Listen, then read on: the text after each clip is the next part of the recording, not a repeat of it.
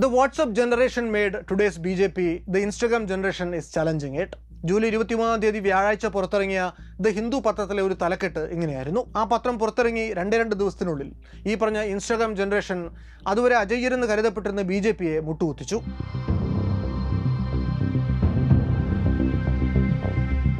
ഭാരതത്തിലെ ഓരോ പൗരൻ്റെയും മൗലിക അവകാശങ്ങളെ സംരക്ഷിച്ചു നിർത്തേണ്ട ചുമതലയുള്ള സുപ്രീം കോടതിയുടെ തലപ്പത്തിരിക്കുന്ന ചീഫ് ജസ്റ്റിസ് സൂര്യകാന്തിൽ നിന്ന് മറ്റൊരു കോണ്ടക്സ്റ്റിൽ പുറപ്പെട്ട ഒരു വിവാദാസ്പദമായ പരാമർശത്തിന് ഇത്ര വലിയ കോളിളക്കങ്ങൾ ഇന്ത്യൻ രാഷ്ട്രീയത്തിൽ സൃഷ്ടിക്കാനാകുമെന്ന് ആരാണ് സ്വപ്നത്തിലെങ്കിലും കരുതിയത്? ഇന്ത്യയിലെ തൊഴിൽ രഹിതരായ യുവാക്കളെ പാറ്റകളോട് ഉപമിച്ച ആ പരിഹാസ പരാമർശത്തിന് ശേഷം എത്ര വലിയ കൗണ്ടർ സറ്റയറുകളാണ്, വിമർശനങ്ങളാണ് നമ്മൾ സോഷ്യൽ മീഡിയയിൽ കണ്ടത്. അതിൻ്റെ എല്ലാം ചുവടുപിടിച്ച് പിന്നീട് നടന്ന ഒരു ഓൺലൈൻ മൊബിലൈസേഷനിൽ ദിവസങ്ങൾക്കുള്ളിൽ അണിചേർന്നത് കോടിക്കണക്കിന് യുവാക്കൾ. നീറ്റ് പരീക്ഷാ പേപ്പർ ചോർച്ചയുമായി ബന്ധപ്പെട്ട് ജന്തർ മന്ദർ കേന്ദ്രീകരിച്ച് CJP നടത്തി വന്ന സമരത്തിനൊടുവിൽ അവരിൽ പലരെയും ദില്ലി പോലീസും RAF ചേർന്ന് തല്ലിച്ചതച്ചപ്പോൾ അതിനെതിരെ ഉയർന്ന ജനരോഷം ആസേതു ഹിമാചലം ഇരമ്പി. ജന്തർ മന്ദറിൽ സമാധാനപരമായി സമരം ചെയ്ത CJP പ്രവർത്തകരെ യൂണിഫോമോ നെയിം ടാഗോ ഒന്നും ധരിക്കാതെ എത്തി ക്രൂരമായി മർദ്ദിച്ച പോലീസ് നടപടികളെക്കുറിച്ച് ദൃശ്യങ്ങൾ സഹിതം സുപ്രീംകോടതി ചീഫ് ജസ്റ്റിസിന് മുന്നിൽ പരാതിപ്പെട്ട മുതിർന്ന അഭിഭാഷകരോട് ചീഫ് ജസ്റ്റിസ് സൂര്യകാന്ത് ഞങ്ങളുടെ സമയം പാഴാക്കരുത്, വീഡിയോ ദൃശ്യങ്ങൾ കാണാൻ ഞങ്ങൾക്ക് നേരമില്ല എന്നൊക്കെ മറുപടി പറഞ്ഞതും നമ്മൾ ഞെട്ടലോടെയാണ് കേട്ടത്. കഷ്ടിച്ച് പ്രായപൂർത്തിയായ വിദ്യാർത്ഥികൾ വിദേശ ഫണ്ടിംഗ് സ്വീകരിച്ചാണ് സമരത്തിനെത്തിയത് എന്നുവരെ ഗവൺമെന്റും അവർക്ക് ഓശാന പാടുന്ന ഗോദി മീഡിയയും പരാതി പറഞ്ഞു. ഒടുവിൽ പലവട്ടം അപ്പൊളിറ്റിക്കൽ എന്ന് മുദ്രകുത്തി പരിഹസിച്ച ഇതേ പാറ്റകളുടെ ഐക്യത്തിനു മുന്നിൽ കേന്ദ്ര ഗവൺമെന്റിന് മുട്ടുകുത്തേണ്ടി വന്നു, ധർമ്മേന്ദ്ര പ്രധാനെ നീക്കേണ്ടി വന്നു.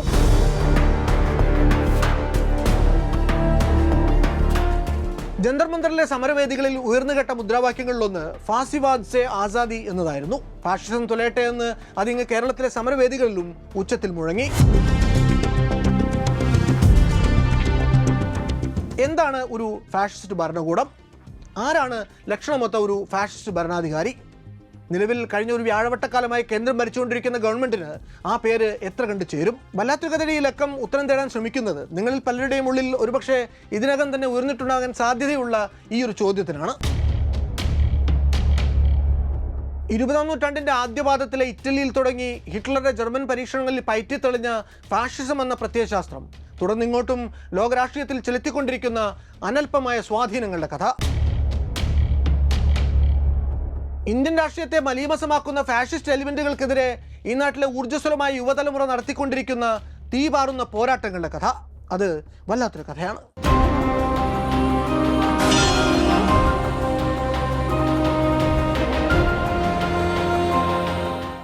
എന്താണ് ഫാഷിസം? ഈ വാക്കിൻ്റെ അർത്ഥം കൃത്യമായി നമുക്ക് അറിയില്ല എങ്കിലും അത് തൊലഞ്ഞു പോകേണ്ട എന്തോ ഒന്നാണ് എന്ന് നമ്മൾ ഇതുവരെ കേട്ടിട്ടുള്ള പരസ്യത മുദ്രാവാക്യങ്ങളിൽ നിന്ന് നമുക്ക് നന്നായിട്ട് അറിയാം. നമുക്ക് ചുറ്റും അത് വേരുറപ്പിക്കുന്നു, അതിൻ്റെ നീരാളി കൈകൾ നമ്മുടെ വരും തലമുറയെ വരിഞ്ഞു മുറുക്കുന്നു എന്ന ആശങ്കയുടെ പുറത്തായിരിക്കും നിങ്ങളിൽ പലരും ഈ വീഡിയോയുടെ ലിങ്കിൽ ക്ലിക്ക് ചെയ്തിട്ടുണ്ടാവുക. ഫാഷിസം എന്ന വാക്കിൻ്റെ ഉത്ഭവം ഫാഷസ് എന്ന ഇറ്റാലിയൻ വാക്കിൽ നിന്നാണ്. പൗരാണിക റോമിൽ മജിസ്ട്രേറ്റുകൾ ഒരു പ്രതീകാത്മക സംഗതി കൂടെ കൊണ്ട് നടന്നിരുന്നു കോട്ടിൽ. മരക്കൊമ്പുകൾ ഒരു കോടാലിയുമായി കൂട്ടിക്കെട്ടി വെച്ചിരുന്ന അതറിയപ്പെട്ടിരുന്നത് ഫാഷസ് എന്നാണ്. അതായത് ജനങ്ങൾ ഒറ്റയ്ക്കൊറ്റയ്ക്ക് നിന്നാൽ അവർക്ക് ശക്തി ഉണ്ടാവില്ല, മറിച്ച് സ്റ്റേറ്റിൻ്റെ നിയന്ത്രണത്തിൽ ഒറ്റക്കെട്ടായിട്ട് നിന്നാൽ മാത്രമേ അത് സുദൃഢമാകൂ എന്നാണ് വ്യംഗ്യം. ഫാഷിസം എന്ന നൗണിന് കേംബ്രിഡ്ജ് ഡിക്ഷണറി കൊടുക്കുന്ന നിർവചനം a political system based on a very powerful leader, state control and being extremely proud of country and race and in which political opposition is not allowed എന്നാണ്. അതായത് ഒരു സർവശക്തനായ നേതാവിനെ കേന്ദ്രീകരിച്ചുകൊണ്ട് അയാൾ നയിക്കുന്ന ഒരു ഭരണകൂടത്തിൻ്റെ നിയന്ത്രണത്തിൽ ഒരു രാജ്യത്തെ ജനങ്ങളെ മൊത്തം കൊണ്ടുവരുന്ന, സ്വന്തം രാജ്യത്തെയോ വംശത്തെയോ പറ്റി അപാരമായ അഹംഭാവത്തോടു കൂടിയുള്ള ഒരു തരത്തിലുള്ള രാഷ്ട്രീയ എതിർശബ്ദങ്ങളെയും അനുവദിക്കാത്ത ഒരു പൊളിറ്റിക്കൽ സിസ്റ്റം എന്ന്. ഒരു സെൻട്രലൈസ്ഡ് ഡിക്റ്ററ്റോറിയൽ സ്റ്റേറ്റിൻ്റെ കീഴിൽ രാജ്യത്തെ ജനങ്ങളെ മുഴുവൻ കൊണ്ടുവരുന്ന ഒരു far right authoritarian and ultra nationalistic political ഐഡിയോളജിയാണ് ഫാഷിസം എന്ന് ChatGPTയും നമ്മളോട് പറയും. പ്രശസ്ത തത്വചിന്തകരായിട്ടുള്ള അന്റോണിയോ ഗ്രാംഷി ഫാഷിസത്തെ വിശേഷിപ്പിച്ചിട്ടുള്ളത് ഉൽപാദനത്തിൻ്റെയും കൈമാറ്റത്തിൻ്റെയും പ്രശ്നങ്ങൾ മെഷീൻ ഗണ്ണുകളും പിസ്റ്റളുകളിൽ നിന്നുള്ള വെടികളും കൊണ്ട് പരിഹരിക്കാനുള്ള ശ്രമം എന്നാണ്. എന്നാൽ ഫാഷിസം എന്താണെന്ന് മനസ്സിലാക്കാൻ ശ്രമിക്കുന്ന ഒരാൾക്ക് ആദ്യം മനസ്സിലാവുന്ന കാര്യം അതിൻ്റെ നോൺ കോൺക്രീറ്റ് സ്വഭാവമാണ്. ഉംബർട്ടോ എക്കോ തൻ്റെ വിഖ്യാതമായ ഫാഷിസം എന്ന പുസ്തകത്തിൽ പറഞ്ഞിട്ടുള്ളത് trying to define fascism is like trying to untangle a knot made of different colour threads എന്നാണ്. അതായത് ഫാഷിസത്തെ നിർവചിക്കാൻ ശ്രമിക്കുന്നത് പല നിറത്തിലുള്ള നൂലുകൾ തമ്മിൽ കെട്ടുപിണഞ്ഞ് കിടക്കുന്ന ഒരു ഉണ്ടയെ നിവർത്തിയെടുക്കാൻ ശ്രമിക്കുന്നത് പോലെയാണെന്നാണ്. ഫാഷിസം എന്നത് ഒരിക്കലും ഒരു യുക്തിഭദ്രതയുള്ള ചിന്താപദ്ധതിയല്ല, മറിച്ചൊരു ഫസി ടോട്ടലിസം, അതായത് കോൺട്രഡിക്ടറി ആയിട്ടുള്ള വിവിധ പൊളിറ്റിക്കൽ ഐഡിയോളജികളെ ഭയത്തിൻ്റെയും ആശങ്കയുടെയും വൈകാരികതയുടെയും ഒക്കെ പശനൂല് കൊണ്ട് വരിഞ്ഞു കിട്ടുന്ന ഒരു ഏർപ്പാടാണ് എന്ന്. വല്ലാത്തൊരു കഥയുടെ ഈ ലക്കത്തിലൂടെ നമ്മൾ മനസ്സിലാക്കാൻ ശ്രമിക്കുന്നത് ഫാഷിസം എന്ന പ്രത്യയശാസ്ത്രത്തിൻ്റെ മിസ്റ്റിക് ആയിട്ടുള്ള മെറ്റാഫിസിക്കലായിട്ടുള്ള പരിപ്രേക്ഷ്യങ്ങളെയാണ്. അതിന് നമുക്ക് ചരിത്രത്തിലൂടെ കുറച്ചധികം പിന്നിലേക്ക് സഞ്ചരിക്കേണ്ടതുണ്ട്. ഫാഷിസത്തിന് ചരിത്രത്തിൽ എവിടെയെങ്കിലും ഒരു ഉത്ഭവ ബിന്ദു കൽപ്പിക്കുക പ്രയാസമാണ്. പലരും കരുതുന്നത് ഫാഷിസത്തിൻ്റെ പ്രഭവ കേന്ദ്രം ഇറ്റലിയാണെന്നാണ്. അതൊരു പരിധിവരെ ശരിയുമാണ്. എന്നാൽ അങ്ങനെ ഒരു പ്രത്യയശാസ്ത്രത്തിന് മുളപൊട്ടാൻ പറ്റിയ മണ്ണൊരുങ്ങുന്നത് അതിനൊക്കെ പതിറ്റാണ്ടുകൾ മുമ്പാണ്. നമുക്ക് 1848 തുടങ്ങാം. 1848 ഫെബ്രുവരിയിലെ പാരീസ് നഗരം.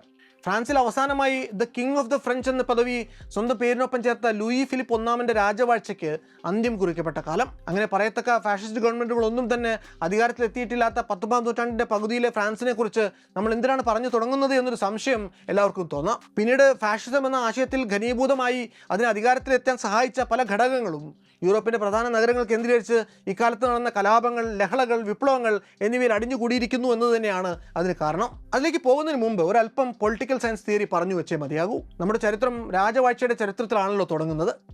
എല്ലാ കാലത്തും രാജ്യം അടക്കി ഭരിച്ചിട്ടുള്ള രാജാക്കന്മാർ പറയുന്നൊരു ന്യായം പ്രജകൾക്കുമേൽ അവർ ചെലുത്തുന്ന പരമാധികാരം അവർക്ക് ദൈവദത്തമായി സിദ്ധിച്ചിട്ടുള്ളതാണ് എന്നാണ്. രാജാക്കന്മാർക്ക് ഇങ്ങനെ ദൈവം കൈപിടിച്ചു കൊടുത്തുള്ള അധികാരത്തിന് പരിധികളൊന്നുമില്ല എന്നാണ്. രാജാക്കന്മാരുടെ ഈ പരിധികളില്ലാത്ത പരമാധികാരത്തിന് ഒരു പൊളിറ്റിക്കൽ തിയറിറ്റിക്കൽ ബാക്ക്ഗ്രൗണ്ട് ആദ്യമായിട്ട് ഉണ്ടാക്കി കൊടുക്കുന്നത് 17ാം നൂറ്റാണ്ടിൻ്റെ മധ്യത്തിൽ ജീവിച്ചിരുന്ന തോമസ് ഹോബ്സ് എന്ന പൊളിറ്റിക്കൽ സയൻറ്റിസ്റ്റാണ്. 1651 ബ്രിട്ടീഷ് സിവിൽ വാറിൽ നിന്ന് പലായനം ചെയ്യുക അദ്ദേഹം എഴുതിയ ലവായത്താൻ എന്ന കൃതി പൊളിറ്റിക്കൽ സയൻസ് തിയറിയിലെ പ്രധാന പുസ്തകങ്ങളിലൊന്നാണ്. ഈ പുസ്തകമാണ് സോഷ്യൽ കോൺട്രാക്ട് എന്ന ആശയത്തിന് തുടക്കമിടുന്നത്. അദ്ദേഹം പറഞ്ഞു വെക്കുന്നത് സംസ്കാരങ്ങൾ രൂപപ്പെടുന്നതിനൊക്കെ മുമ്പ് പൗരാണിക മനുഷ്യർ ഗുഹാജീവികളായിട്ട് കഴിഞ്ഞുകൂടുമ്പോൾ അവർ പരസ്പരം അതിജീവനത്തിന് വേണ്ടിയിട്ടുള്ള കായിക പോരാട്ടത്തിലായിരുന്നു എന്നാണ്. കയ്യൂക്കുള്ളവനായിരുന്നു അന്നത്തെ കാര്യക്കാരൻ. അത് തികഞ്ഞ അരാജകത്വത്തിലേക്ക് കാര്യങ്ങളെ നയിച്ചു. ആർക്കും സമാധാനത്തോടെ അധ്വാനിച്ച് കുടുംബം പുലർത്തി ജീവിക്കാൻ പറ്റാത്ത അവസ്ഥ വന്നു. അതിന് പരിഹാരം ഉണ്ടാക്കാൻ വേണ്ടി അന്നത്തെ മനുഷ്യർ സംഘടിച്ചുകൊണ്ട് കൂട്ടത്തിൽ ഒരാളെ അവരുടെ നേതാവാക്കി മാറ്റി. നേരത്തെ ദൈവദത്തമായ അധികാരമുണ്ട് രാജാവിന് എന്ന് പറഞ്ഞതിന് പകരം ഈ ലവായത്താനും അയാൾ അനുസരിച്ച് ജീവിക്കാൻ തയ്യാറാവുന്നവർക്കും ഇടയിൽ ഒരു സോഷ്യൽ കോൺട്രാക്ട്, കടലാസിൽ എഴുതി ഒപ്പിട്ട ഒന്നല്ല, തിയറട്ടിക്കലായിട്ടുള്ളൊരു ധാരണ അന്നുണ്ടാവുന്നുണ്ട്. ലവായത്താനെ നിന്നെ ഞങ്ങളുടെ പരമാധികാരിയായി ഞങ്ങൾ അംഗീകരിക്കുന്നു, നീ പറയുന്നതിനൊക്കെയും സമ്മതം. പക്ഷേ ഞങ്ങളിൽ ഓരോരുത്തരെയും കൂട്ടത്തിൽ മറ്റുള്ളവരുടെ കായികമായിട്ടുള്ള അധിനിവേശങ്ങളിൽ നിന്നും ആക്രമണങ്ങളിൽ നിന്നും ബുള്ളിങ്ങിൽ നിന്നുമൊക്കെ നീ സംരക്ഷിച്ചു കൊള്ളണം. ആ പരിരക്ഷയ്ക്കുള്ള ബദലായിട്ടാണ് നിന്റെ പരമാധികാരത്തെ ഞങ്ങൾ അംഗീകരിക്കുക. സത്യം പറഞ്ഞാൽ ഹോബ്സിൻ്റെ ഈ സോഷ്യൽ കോൺട്രാക്ട് നേരത്തെയുള്ള രാജാധികാരത്തെക്കാൾ ഒരല്പം ഭേദമാണ്. കാരണം നേരത്തെ ദൈവം കൊടുത്ത അധികാരമായിരുന്നതുകൊണ്ട് തോന്നുമ്പടി ചെയ്യാൻ രാജാവിന് പറ്റിയിരുന്നുവെങ്കിൽ പുതിയ സിസ്റ്റത്തിൽ പ്രജകളോടുള്ള സോഷ്യൽ കോൺട്രാക്ട് ഒബ്ലിഗേഷനുകൾ പാലിച്ചെങ്കിൽ മാത്രം അവർക്ക് അയാളുടെ അധികാരത്തെ മാനിച്ചാൽ മതി. എന്ന് മാത്രമല്ല, ഒരു കോൺട്രാക്ട് വന്നു കഴിഞ്ഞ സ്ഥിതിക്ക് കാലാന്തരത്തിൽ അതിൻ്റെ ടേംസ് നമുക്ക് പരിഷ്കരിച്ച് കൂടുതൽ സിവിലൈസ്ഡ് ആക്കി എടുക്കാനും സാധിക്കും. ഇതിന്മേൽ അടുത്ത പണിയെടുക്കുന്നയാൾ ജോൺ ലോക്കാണ്. തോമസ് ഹോബ്സ് ലവായത്തനിൽ പറഞ്ഞ കാര്യങ്ങൾ ആവശ്യത്തിലധികം അബ്സല്യൂട്ടാണ് എന്ന് ലോക്കിന് തോന്നിയിരുന്നു. അദ്ദേഹം അതിൻ്റെ പേരിൽ ഈ സോഷ്യൽ കോൺട്രാക്റ്റിനെ ഒരു അല്പം കൂടി പരിഷ്കരിക്കുന്നു. ലോക്ക് 1689 എഴുതി അനോണിമസ് ആയിട്ട് പ്രസിദ്ധീകരിക്കപ്പെട്ട 2 ട്രെറ്റേസസ് ഓഫ് ഗവൺമെൻറ് എന്ന പുസ്തകത്തിൽ അദ്ദേഹം മുന്നോട്ട് വയ്ക്കുന്ന പരിഷ്കാരം, നമ്മളെ ഭരിക്കാൻ നമ്മൾ ചുമതലപ്പെടുത്തുന്ന ഭരണാധികാരികളിൽ, അത് രാജാവോ മറ്റാരുമോ ആകട്ടെ, നമ്മൾ ചില കടമകൾ അല്ലെങ്കിൽ ഒബ്ലിഗേഷൻസ് ഏർപ്പെടുത്തണം. ഈ കടമകൾ രാജാവ് നിറവേറ്റിയില്ലെങ്കിൽ എന്താണ് അടുത്തത്?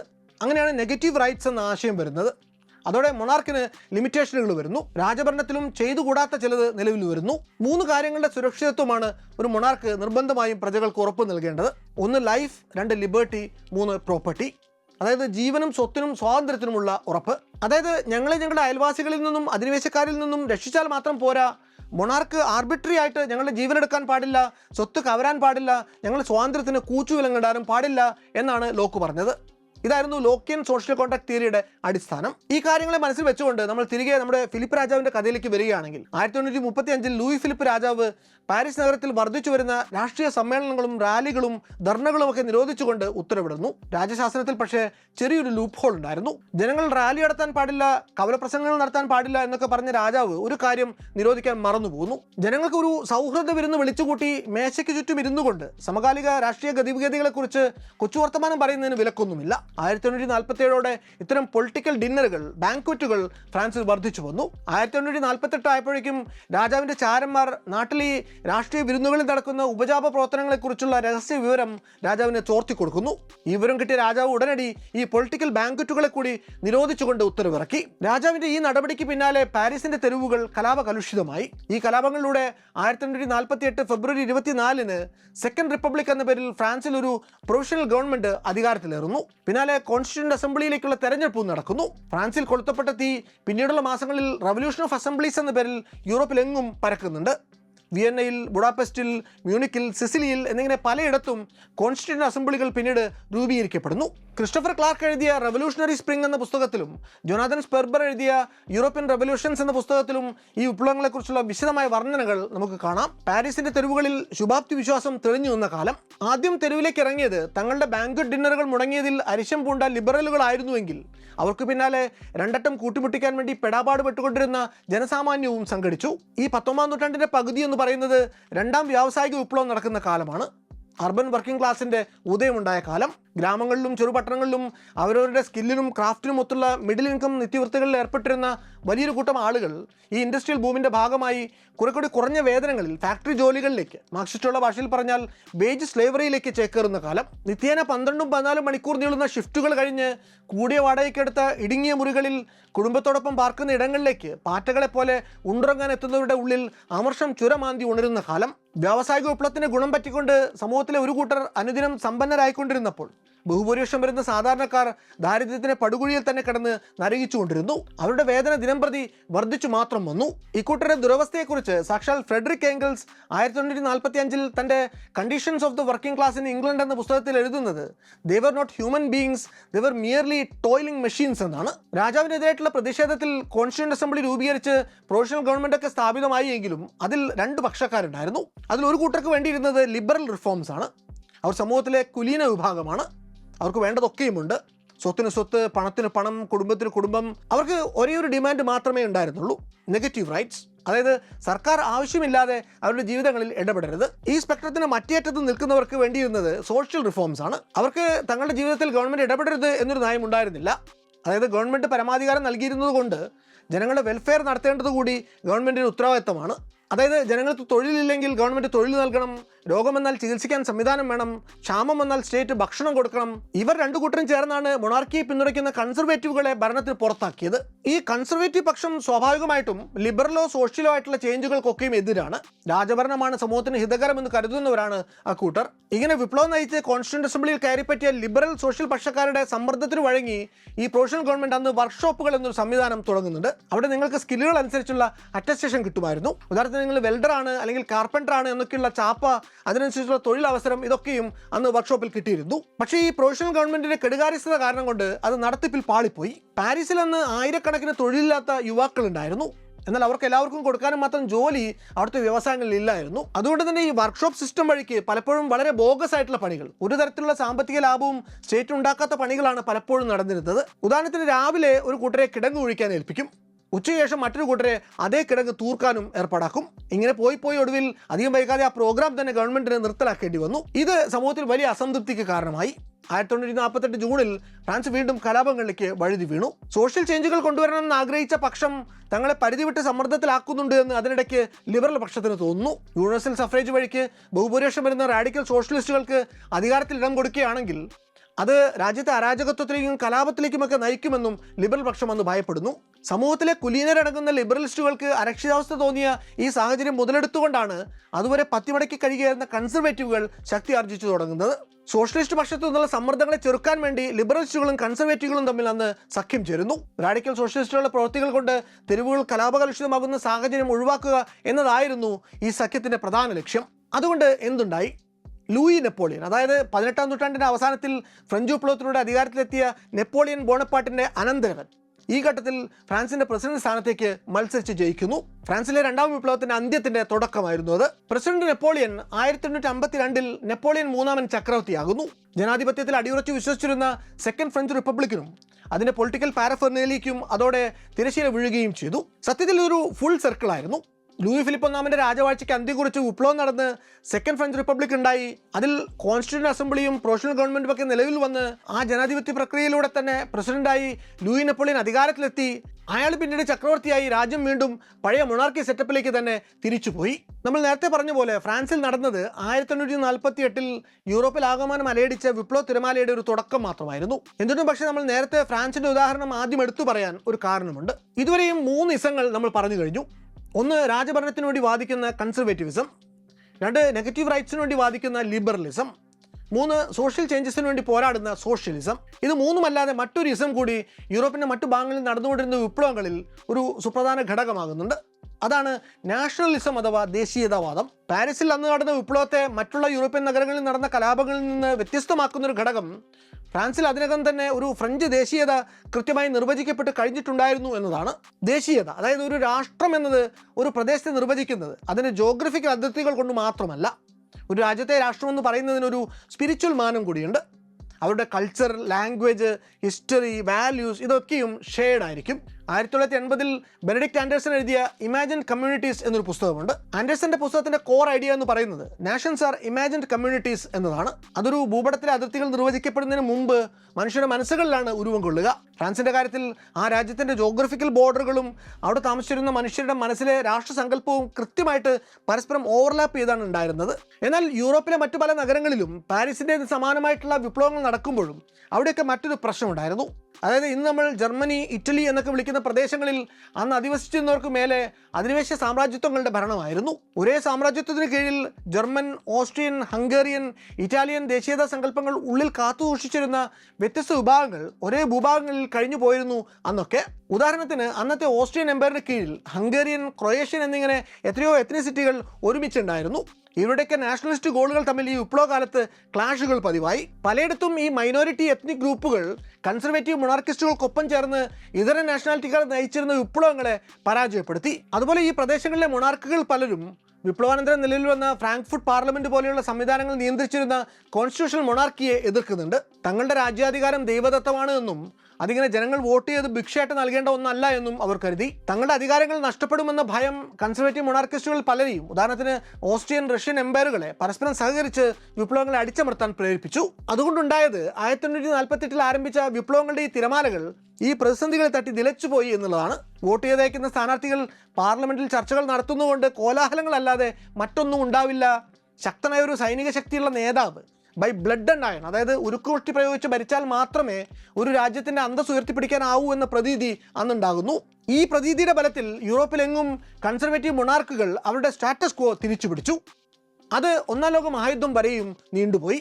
ഒന്നാം ലോക മഹായുദ്ധം അടിച്ചേൽപ്പിച്ച പ്രതിസന്ധികളുടെയും നാശനഷ്ടങ്ങളുടെയും അനുകൂല സാഹചര്യങ്ങളിൽ നിന്ന് ഏറെ വിചിത്രമായ ഒരു പുതിയ സങ്കല്പം ഉരുത്തിരിഞ്ഞു വന്നു. അതായിരുന്നു ഫാഷിസം. ലോകത്തിലെ ആദ്യത്തെ ഫാഷിസ്റ്റ് മുന്നേറ്റം ഉണ്ടാകുന്നത് ഇറ്റലിയിലാണ്. ഇറ്റാലിയൻ ഫാഷിസത്തിൽ രക്തം എന്നത് വംശയുദ്ധിയുടെ പ്രതീകമല്ല. അത് ഒന്നാം ലോക മഹായുദ്ധത്തിൽ രാജ്യത്തിനു വേണ്ടി അതിൻ്റെ ധീരരായിട്ടുള്ള പോരാളികൾ ഒറ്റക്കെട്ടായി നടത്തിയ ചെറുത്തുനിൽപ്പിൽ ചിന്തിയ രക്തത്തിൻ്റെ മാത്രം പ്രതീകമാണ്. അതായത് രാജ്യം അപകടത്തിലായ സമയത്ത് അതിൻ്റെ പരമാധികാരം സംരക്ഷിക്കാൻ വേണ്ടി നടന്ന യുദ്ധത്തിൽ ജീവൻ പണയപ്പെടുത്തി രാജ്യത്തിനു വേണ്ടി പോരാടിയവർക്ക് മാത്രമേ, അതിൻ്റെ പേരിൽ വിലപ്പെട്ടത് വല്ലതും ത്യജിക്കേണ്ടി വന്നവർക്ക് മാത്രമേ രാജ്യത്തിൻ്റെ അധികാരചക്രം തിരിക്കാനുള്ള അർഹതയുള്ളൂ എന്നതായിരുന്നു ആ വാദം. ഫാഷിസത്തെ വെറും വംശവരിയുടെ കള്ളിക്കുള്ളിൽ ഒതുക്കുന്നത് ചരിത്രപരമായി ശരിയാവില്ല എന്നർത്ഥം. ഇറ്റാലിയൻ ഭാഷയിൽ അവരതിനെ വിശേഷിപ്പിച്ചത് തെർസ വേ അഥവാ തേർഡ് വേ എന്നായിരുന്നു. അതായത് പടിഞ്ഞാറിനോടും ലിബറൽ ഡെമോക്രസിയോടും ഒക്കെ ബന്ധപ്പെട്ട് കിടന്ന ഫ്രീ മാർക്കറ്റ് ക്യാപിറ്റലിസത്തിനും വർഗ്ഗസമരത്തോട് ചേർന്ന മാർക്സിസ്റ്റ്, സോഷ്യലിസ്റ്റ്, കമ്മ്യൂണിസ്റ്റ് പദ്ധതികൾക്കും ബദലായിട്ടുള്ള ഒരു മൂന്നാം മാർഗം. ഈ ഫാഷിസ്റ്റ് മൂവ്മെൻറ്റുകൾ ജനങ്ങൾക്ക് നൽകുന്ന ആദ്യകാല വാഗ്ദാനങ്ങൾ പലപ്പോഴും നമ്മളെ വല്ലാതെ കൺഫ്യൂസ് ചെയ്യിക്കും. 8 മണിക്കൂർ വർക്ക് ഡേയും ധനികർക്ക് കൂടുതൽ നികുതിയും ഒക്കെ വാഗ്ദാനം ചെയ്തുകൊണ്ട് അധികാരത്തിലേറുന്ന മുന്നേറ്റം എങ്ങനെയാണ് അധികാരത്തിലേറിയതിന് പിന്നാലെ പാവപ്പെട്ടവൻ്റെ നട്ടലൊടിക്കാനും ധനികർക്ക് ഓശാന പാടാനുമൊക്കെ ഉത്സാഹിക്കുക? സുപ്രസിദ്ധ ചരിത്രകാരനായ റോബർട്ടോ പാക്സ്റ്റൺ അദ്ദേഹത്തിൻ്റെ ദ അനാട്ടമി ഓഫ് ഫാഷിസം എന്ന പുസ്തകത്തിൽ ഇതേപ്പറ്റി വിശദീകരിക്കുന്നുണ്ട്. അദ്ദേഹം പറയുന്നത് ഫാഷിസത്തിനുള്ളത് ഒരിക്കലും ഒരു സ്റ്റാറ്റിക് സെറ്റ് ഓഫ് റൂൾസ് അല്ല, അതൊരു ഡൈനാമിക് പ്രോസസ്സാണ് എന്നാണ്. അത് ആരംഭിക്കുക ചിലപ്പോൾ ഒരു റാഡിക്കൽ സ്ട്രീറ്റ് മൂവ്മെൻ്റ് ആയിട്ടായിരിക്കും. അത് പക്ഷേ അധികാരത്തിലേക്ക് എത്താനുള്ള അവരുടെ കുറുക്കുവഴി മാത്രമായിരിക്കും. അധികാരത്തിലേറിയ പാടെ അവർ ആദ്യം ഒറ്റുകൊടുക്കുക ഈ റാഡിക്കൽ ഫോളോവേഴ്സിനെ തന്നെയായിരിക്കും. നിലനിൽപ്പിന് വേണ്ടി ഇവർ പോലീസിനെയും സൈന്യത്തെയും ഒക്കെ ഉപയോഗിക്കും. രാജ്യത്തിലെ സമ്പന്നരായ ബിസിനസ്സുകാർക്ക് വേണ്ടതൊക്കെയും അവർ ചെയ്തു കൊടുക്കും. അന്നോളം പറഞ്ഞതൊന്നും അവർക്ക് ആലഭാരമാവുകയില്ല. അധികാരം നിലനിർത്തുക എന്നൊരൊറ്റ പ്രത്യയശാസ്ത്രം മാത്രമേ സത്യത്തിൽ ഫാഷിസത്തിനുള്ളൂ. ഫാഷിസത്തെ നിർവചിക്കാൻ ശ്രമിക്കുമ്പോൾ നമുക്ക് പൊതുവെ പറ്റുന്നൊരു അബദ്ധം അത് എന്തിനൊക്കെ എതിരാണ് എന്നൊരു പട്ടിക നിരത്തുകയാണ് നമ്മൾ ആദ്യമേ ചെയ്യുക എന്നുള്ളതാണ്. ഉദാഹരണത്തിന് ഫാഷിസത്തെ നമ്മൾ anti liberal, anti democratic, anti Marxist, anti human എന്നൊക്കെ ലേബൽ ചെയ്യാൻ ശ്രമിക്കും. എന്നാൽ ഒരു പൊളിറ്റിക്കൽ മൂവ്മെൻറ്റിനെ അത് എന്തിനൊക്കെ എതിരാണ് എന്ന മട്ടിൽ ഡിഫൈൻ ചെയ്യാൻ ശ്രമിക്കുന്നത് വീടിനെക്കുറിച്ച് വിവരിക്കാൻ പറയുമ്പോൾ വീട്ടിലൊരു ബാത്റൂം ഉണ്ട് എന്ന് പറയും പോലെയാണ്. ആ പ്രസ്താവനയിൽ ഈ വീടിൻ്റെ ആർക്കിടെക്ചറിനെ കുറിച്ച് യാതൊരുവിധ പരാമർശങ്ങളും ഉണ്ടാവില്ല. ദേശം, രാഷ്ട്രം, ഭരണകൂടം, സർക്കാർ എന്നിങ്ങനെ വ്യത്യസ്ത നിർവചനങ്ങളുള്ള വാക്കുകളെ ഒരു പൊതുവായ ഏക നിർവചനത്തിലേക്ക് മാറ്റുക എന്നത് ഫാഷിസ്റ്റുകളുടെ താല്പര്യമാണ്. ഇവ തമ്മിലുള്ള വ്യത്യാസങ്ങൾ കൃത്യമായി ചർച്ചയ്ക്ക് വിധേയമാക്കേണ്ടതിന് ആവശ്യകത ജോർജ് ഓർവെലിൻ്റെ Politics and the English Language എന്ന പുസ്തകത്തിൽ ഒരു മുഖ്യ വിഷയമായി തന്നെ അവതരിപ്പിക്കപ്പെട്ടിട്ടുണ്ട്. ഫാഷിസം എന്തിനെങ്കിലും എതിരായിട്ടുള്ള ഒരു റിയാക്ഷണറി ടെമ്പർ ടാൻഡ്രം അല്ല, അത് നമ്മൾ നേരത്തെ പറഞ്ഞ പോലെ ഒരു തേർഡ് വേ ആണ്. ഫാഷിസം എന്ന ടോക്സിക് ഐഡിയോളജി എങ്ങനെ ലോകത്തിൽ വേരുറപ്പിച്ചു എന്ന് മനസ്സിലാക്കണമെങ്കിൽ നമ്മൾ പോകേണ്ടത് 20-ാം നൂറ്റാണ്ടിൻ്റെ 2-ാം ദശകത്തിൽ 1-ാം ലോക മഹായുദ്ധത്തിൻ്റെ ചാരം മൂടിക്കിടന്ന ഇറ്റലിയിലേക്കാണ്. കൊടും ക്രൂരതകളും മരണവും അസഹ്യപീഡകളും നിറഞ്ഞാടിയ യുദ്ധമുഖത്ത് നിന്ന് നാട്ടിലേക്ക് മടങ്ങിച്ചെല്ലുന്ന ഒരു ഇറ്റാലിയൻ പൗരൻ്റെ മാനസികാവസ്ഥ ഒന്ന് സങ്കല്പിച്ചു നോക്കുക. അവൻ്റെ പേക്കിനാവുകളിൽ തുടർന്ന് അങ്ങോട്ടുള്ള ദിവസങ്ങളിലും ചോര തളം കെട്ടിക്കിടക്കുന്ന ട്രഞ്ചുകളും ചിന്തിച്ചെതിരെ കബന്ധങ്ങളുമൊക്കെ കടന്നു വരും. യുദ്ധത്തിൻ്റെ ട്രോമ അവനെ വല്ലാതെ അലട്ടുന്നുണ്ടാവും. ഇതൊക്കെ മനസ്സിൽ പേറി അവൻ തിരികെ നാട്ടിലെത്തുമ്പോൾ അവിടെ കാണുന്നത് എന്താണ്? നാട്ടിലെ വ്യവസായങ്ങളൊക്കെയും പ്രതിസന്ധിയിലാണ്. നാണയപ്പെരുപ്പം ആകാശം മുട്ടി നിൽക്കുകയാണ്. വിലക്കയറ്റം അതിൻ്റെ പരമകാഷ്ഠയിൽ എത്തിയിരിക്കുന്നു. തൊഴിലില്ലായ്മ രൂക്ഷമാണ്. നാട്ടിലെ പാർലമെൻറ്റിലേക്ക് പൗരന്മാർ ഇലക്ഷനിലൂടെ തെരഞ്ഞെടുത്ത് പറഞ്ഞയച്ച ലിബറൽ ജനപ്രതിനിധികളെ അവർ നോക്കുമ്പോൾ അവരൊക്കെയും കഴിഞ്ഞ കുറേ വർഷങ്ങൾ കൊണ്ട് അളവറ്റ സമ്പത്ത് ആർജിച്ചിരിക്കുന്നു. ജനങ്ങളുടെ ക്ഷേമത്തിനു വേണ്ടി എന്തെങ്കിലും ചെയ്യാൻ ഇവർക്കൊന്നും നേരമില്ല, താല്പര്യമില്ല.